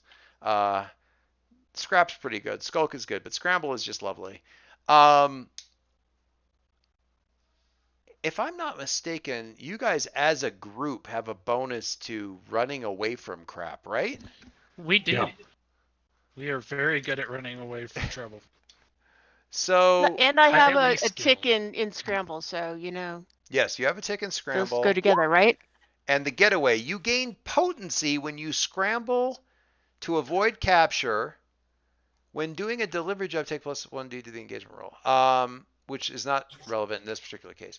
We're delivering this guy to our ship. I mean, probably not. I Okay. even said it. Yeah, it is a monsters delivery going out order. on delivery. Well, that's going to be monsters order. that'll be monsters engagement roll then in just a second, so we can get to that. So you get potency when you scramble. So it's still desperate, but the potential for success for the result, it goes from standard to great. Okay. So yeah, desperate, great result. The situation is crazy, but it could go really well for you. You're still only rolling the one die though, which isn't. So I actually no, because I generated a gambit on that less desperate roll. You didn't have a desperate roll. You did. You had a. It wasn't desperate last time. It was standard, or risky rather. But you might have a thing that generates a gambit. Okay, so let me tell you, you also generate gambits on. See, the last one was a standard. standard So I roll. will generate a gambit on this one. Yes. It says now. Wait a second. What are the actual rules for this? You also generate a gambit on desperate rolls. Does that mean you're normally generating? People are normally generating gambits on risky rolls? If you crit. If you crit, right? So I just generate gambit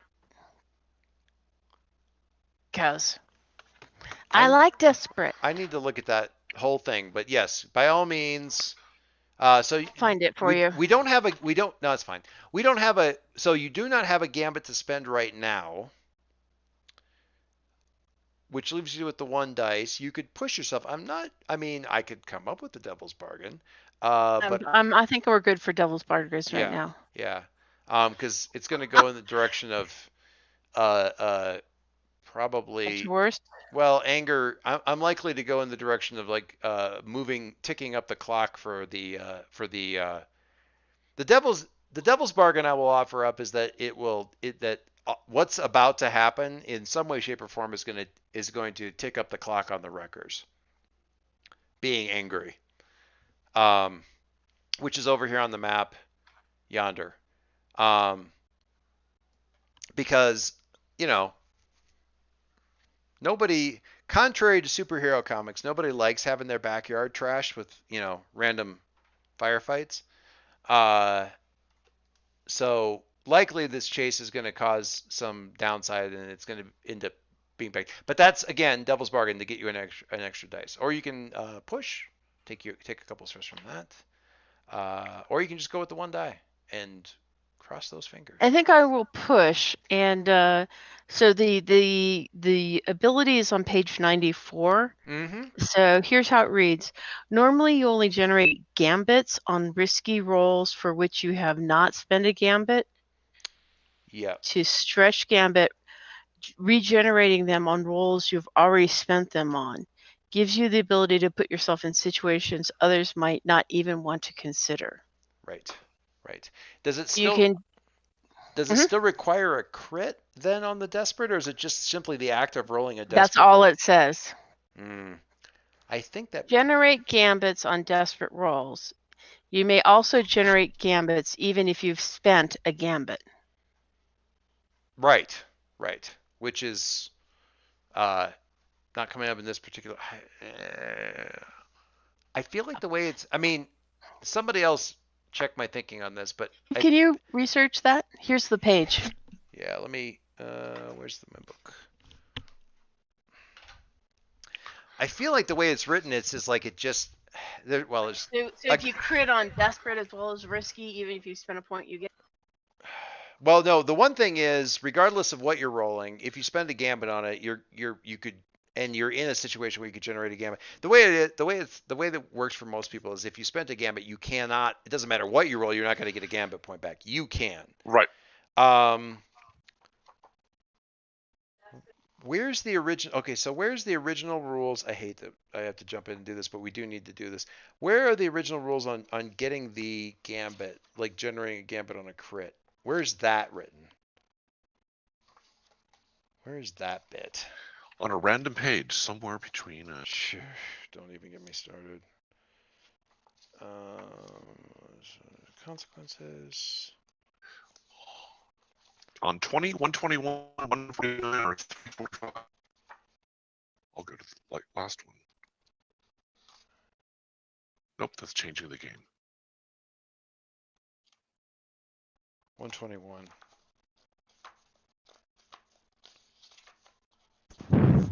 149. It tells about how you start with gambits.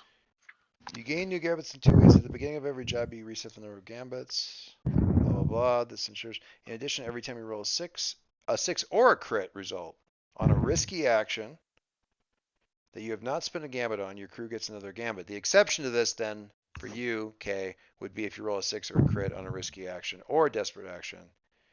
Even if I've spent a gambit, you still get a gambit back with. So it's not a crit; it's a 6 or a crit. So any like full-on success, that kind of thing. will generate a gambit. I think. Okay. So, Well, but so I, what about that first thing that it mentions with the generating it on a desperate roll? I think my interpretation of this is, and I could be wrong about this, is that the way it works for most people is you get it when you roll a 6 or a crit on a risky action. And for a scoundrel with this ability, that rule also applies to desperate rolls. But I think the criteria also applies. Does that follow?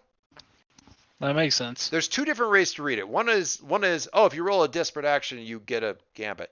And I think that's probably not what's intended. I think what it's meant to say is, Well, I think I know. or you could argue it either way. I don't know. Reading it that way, you generate gambits on desperate rolls. You may also generate gambits even if you spend a gambit.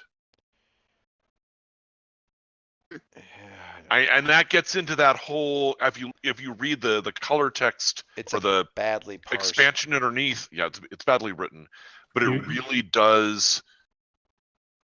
that's right. That's why it's always good to spend a gambit if I'm rolling on a desperate roll, because I'll still get a gambit even if I spend a gambit. So it costs me nothing. But since we don't have any gambits, I'm going to take the stress. Yeah. I'm going to gain a gambit by just rolling desperate anyways. I am So not. I don't have. later there's going to be a gambit. I don't have enough skin in the game to feel like there. Because the thing is, the way it's written, I feel like you could parse this either way. You could parse it to say, for scoundrels, the rule as it's written for risky actions also applies to desperate actions. Plus, you get it back when you spend it. Or so, do any of the professionals have a view on this? And the other way of parsing it is, it works the way it works for everybody. It also works that way for the scoundrels. The scoundrels can, if they spend a gambit, they get it back. And if they just roll desperate actions in general, they generate a gambit. Hold on. I don't. Let's take. Which one is this? This is or not Devil's Unlock. Don't tell me the odds. Normally, you only generate gambits on risky rolls in which you have not spent a gambit. This ability stretches gambits, regenerating them on rolls you have already spent them on, gives you the ability to put you in situations others might not want to consider. Yeah. I feel like it could go either way. And honestly, we don't have enough desperate actions to feel like this would be terribly unbalanced if I just roll it that direction. That's true. I keep looking for them and I don't get them often enough. So for right now, okay, with the caveat, I'm just going to say GM sets position, so you're always welcome to change that. Yeah, no, I do. You're right about that. For the nonce, in the interest of putting a punctuation mark of some kind on the end of this particular thing, I'm going to say, you roll a desperate action as a scoundrel, you've got this ability, it'll generate a gambit. Until at some later date, not right now, we could find some sort of like comes overpowered. Yeah, if we find some sort of conversation later that's like, oh no, yeah, that was poorly written. Here's the clarifying errata or whatever. In the absence of clarifying errata, let's just go with what with one of the two possible ways that you can read this and say, yeah, generate a gambit when you roll a desperate action. So, desperate. I've already ticked off 2 stress. Yes. I'm gonna roll scramble. Scramble. Right? Yep. A +1 from the stress and a +1 from just being part of the crew, right? No. Yes. No. The +1 is not from part of the crew. What the +1 from the crew does is change it from a desperate standard to desperate great. So okay. you get potency in your result as opposed to. Okay. So I'm gonna do desperate. Great. 1 dice. Well, you default 1 is 1 bonus dice. 1 bonus dice. And there you have it. And submit. Let's see what we get. Cross your fingers, everybody. Again? Yikes. But, oh, no, there's no but there. That's just bad. You got gambit. The but there is. Now there's a gambit. You know, I just thought of something. And an experience tick, because you made a desperate roll. I'm going to throw the gambit in there just because your GM is incompetent, but I think I just thought, okay, here's what we're going to use going forward, because I just figured out the salve on the wound. All right, the rule, so the way it's written for normal people, not K, not normal people. For normal people is you got to roll a 6 or a crit to generate a gambit on a risky action. Scoundrels with the ability, and you don't get gambits back if you spent one, regardless of what you roll. Unless you're a scoundrel with the ability, which means if you roll this well, even if you spend a gambit, you get the gambit back. And if you roll those numbers, a 6 or a crit, on a desperate action, you also get the thing. But it's not simply rolling the desperate action. But the comfort, the salve on the wound, is that in addition to the fact that you could potentially, in 2 different situations, generate a thing, is that, like everybody else, no matter what you roll, you get XP for rolling a desperate action. Because that one doesn't care what you roll, you just get XP because that's the specifically, no matter what, when you roll a desperate action, mark play. Okay? So that's all of it going together, and we'll move forward with that going forward. Doesn't really matter. For right now, just because as a reward for putting up with 10 minutes of us trying to figure it out, the crew can have a gambit. It's a little extra bonus. Also, because the situation just got. Gonna need it. Yeah, the situation just got not great. Okay, so yes, you. So we're trapped in the ladies' room. Well, no.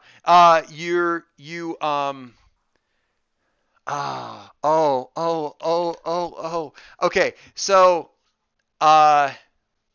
Does not fill me with joy, Joyce.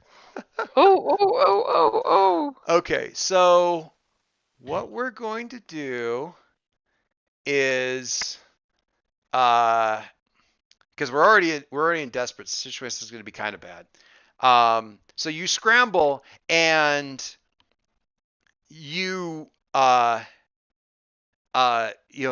into the restroom area, window up on the sort of like boxed bit of electronics and pipes or something at the end of the room, boost him up out and through the window. You're kind of pulling yourself through. He's got his hands up to kind of catch you. And as you're coming down, like there's sort of a bit of a slip.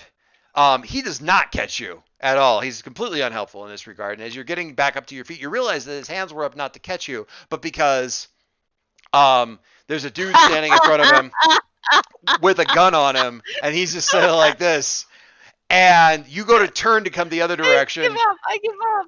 Yeah, you go to turn to like duck back the other direction, grab him by the collar and start to turn, and there's somebody behind you, and you see his like swinging the butt of his like pistol at your head, and things kind of go black.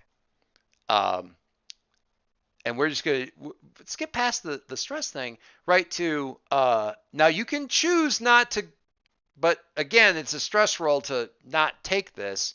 It's a level 1 injury of lump on the head, which you'll wake up to.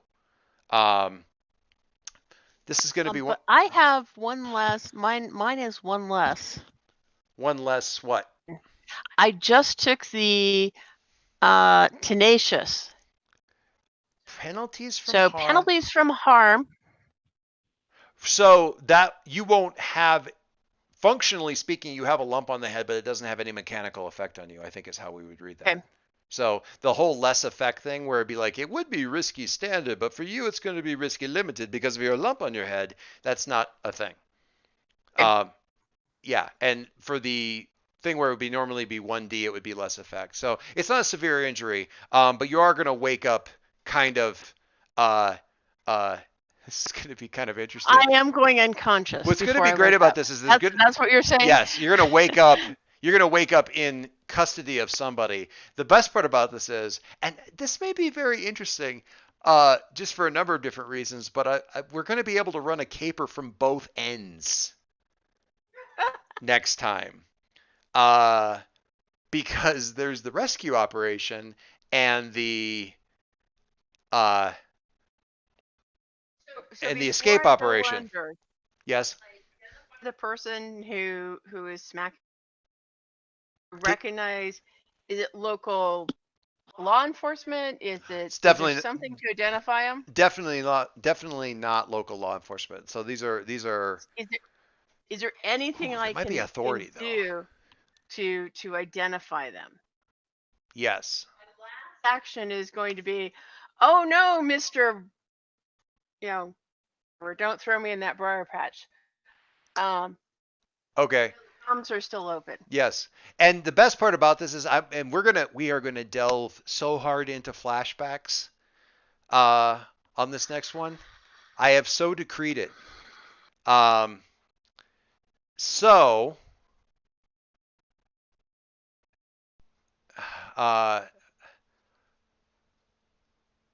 what would it be like the last thing? Well, we're gonna wait and see if we can flashback, but you say who these guys are officially with as you're like fading to black. My plan.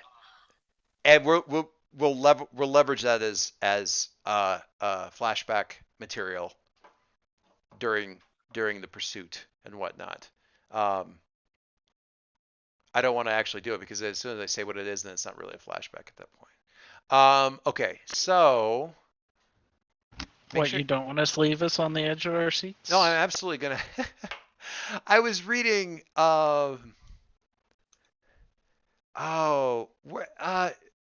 Rick Riordan, didn't he write the Percy Jackson stuff? Yes. Yes. James, you were like a huge Percy Jackson fan at Yes. possibly some point or another. There was a fantastic, I don't even know, I feel like it was fairly recent, tweet that he put up. Mike reminded me of it, thinking of the cliffhanger type thing. He posted something like, here's the perfect way around a cliffhanger ending. End every story with and they lived happily ever after, and then start the next book with, oh wait, no they didn't. I've seen that before. See, James got to meet him, and so did we. No, I didn't. At the Comic-Con. Yes, you did. Mm-hmm. What? On the year we were at the San Diego Comic-Con, you met him and the author of The Alchemist. I have no memory of this. Oh, we may have pictures. Or possibly a signature. What year was this? How far back is that? Oh, if he doesn't remember, Dave's looking it up right now, I'm sure. On his blog. No, I will. I'll look it up on his blog. All right. Okay, so where were we? So we have a mission. We have we have a job. Are we getting paid? We will. Armin's like, Who do you think we are? No. Armin's like, oh, we're getting paid. And Drifter's So like, we're stealing from them as well as taking K back. Well, yeah. Why wouldn't we? Okay. I was just making sure I got all So in the right order. We can kind of have you guys like having arrived a couple minutes later at the the restaurant and trying to figure out sort of what's going on there.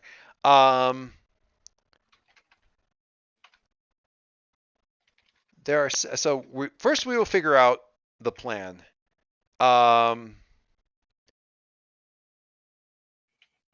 Assault. And we actually, I'm not going to use this as a flashback. The thing that you guys hear on the comms as you're, when you're about maybe a minute away from the place is, you hear this like a slurred K going, docking authority. Ugh. And so that's what you guys have to kind of start with. The way you guys know about docking, I mean, it's borrowing heavily from the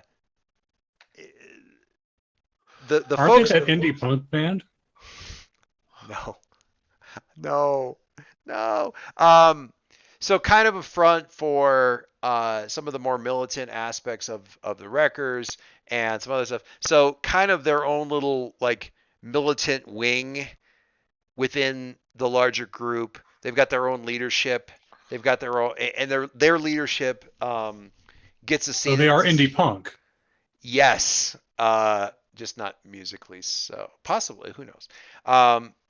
they're powerful enough for their leadership to get a seat at the table with the larger wrecker organization and stuff like that, but they also are seen as frequently causing more trouble than they're maybe worth, or they're than they're necessarily justify, that kind of thing. So it's some good and bad here. It really it's kind of a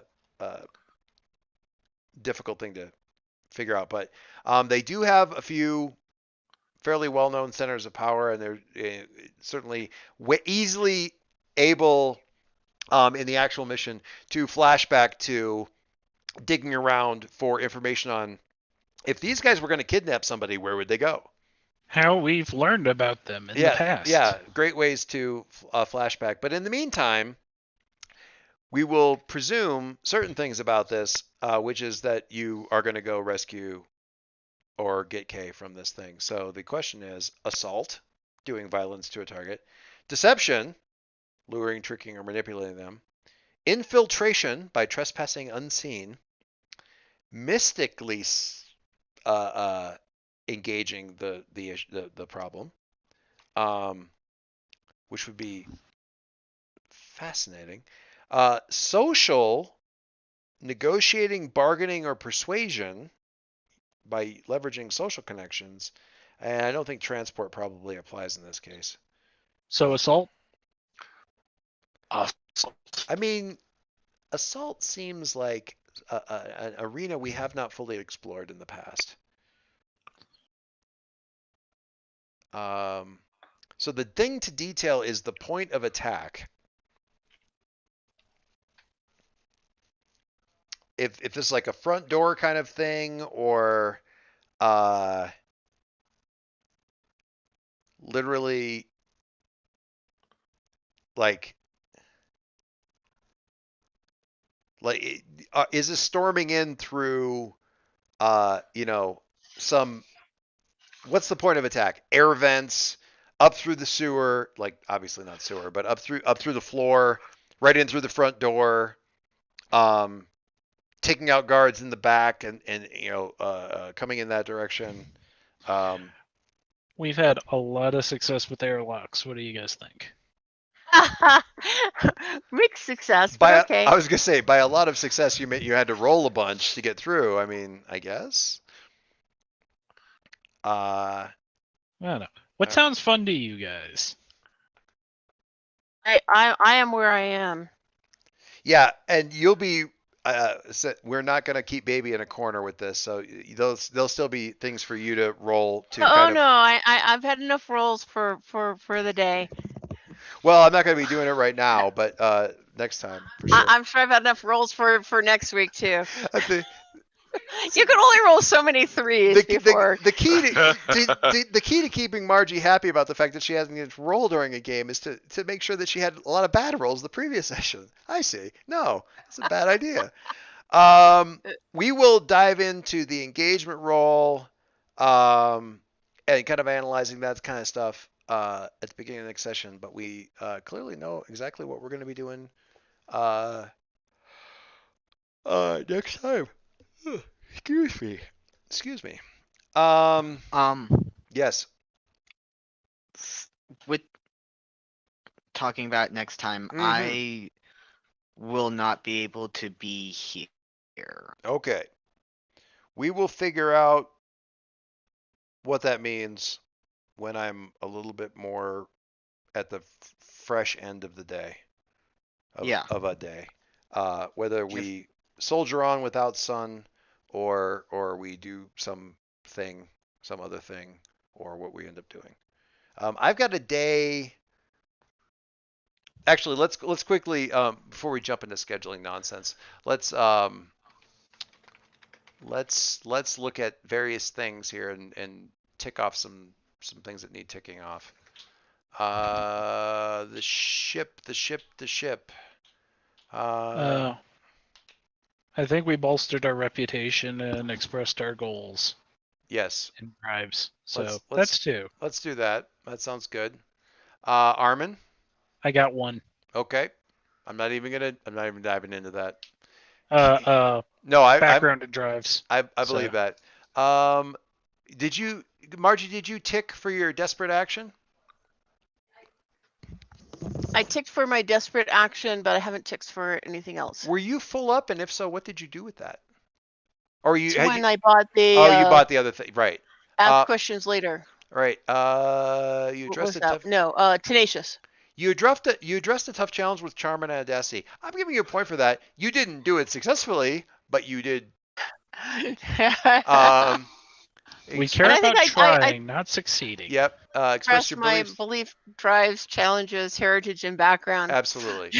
So that gets you around there and 3 up. Drifter. What say you? I'm away from the screen, so I can't look at what the actual list was. Not really anything, I'd say.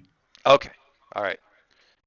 We'll have to do more. We'll have to make sure that we're aiming that direction next time. All right. Sun. I don't think really anything either. You patch somebody up. Don't you get a point for that? I don't think so. No, because it's whether or not, and this is the point, like experience points Sun will never earn. I think it's something about taking care of somebody with compassion and something or other. Insight or compassion. I don't know. Insight, I could say. I could argue that Sorry, yeah. I expressed my beliefs. Beliefs being that people are irritating.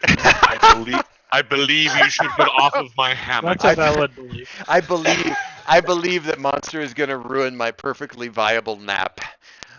No, you can absolutely take an XP for addressing for expressing your beliefs. My beliefs. Your beliefs. You're expressing your character. You know, and Bill, I am going to give you a point, and I guess this is sort of a meta level thing, but the fact that I want to recognize that you specifically chose to get punched in the face so that Sun would have something to do.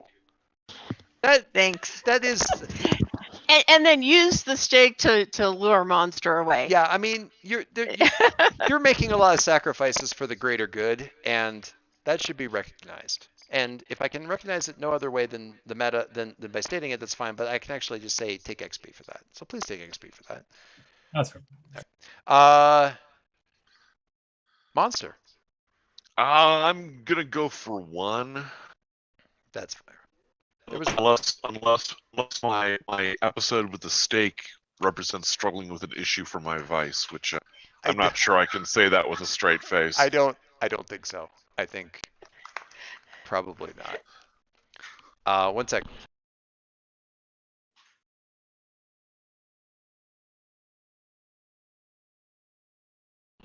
All right.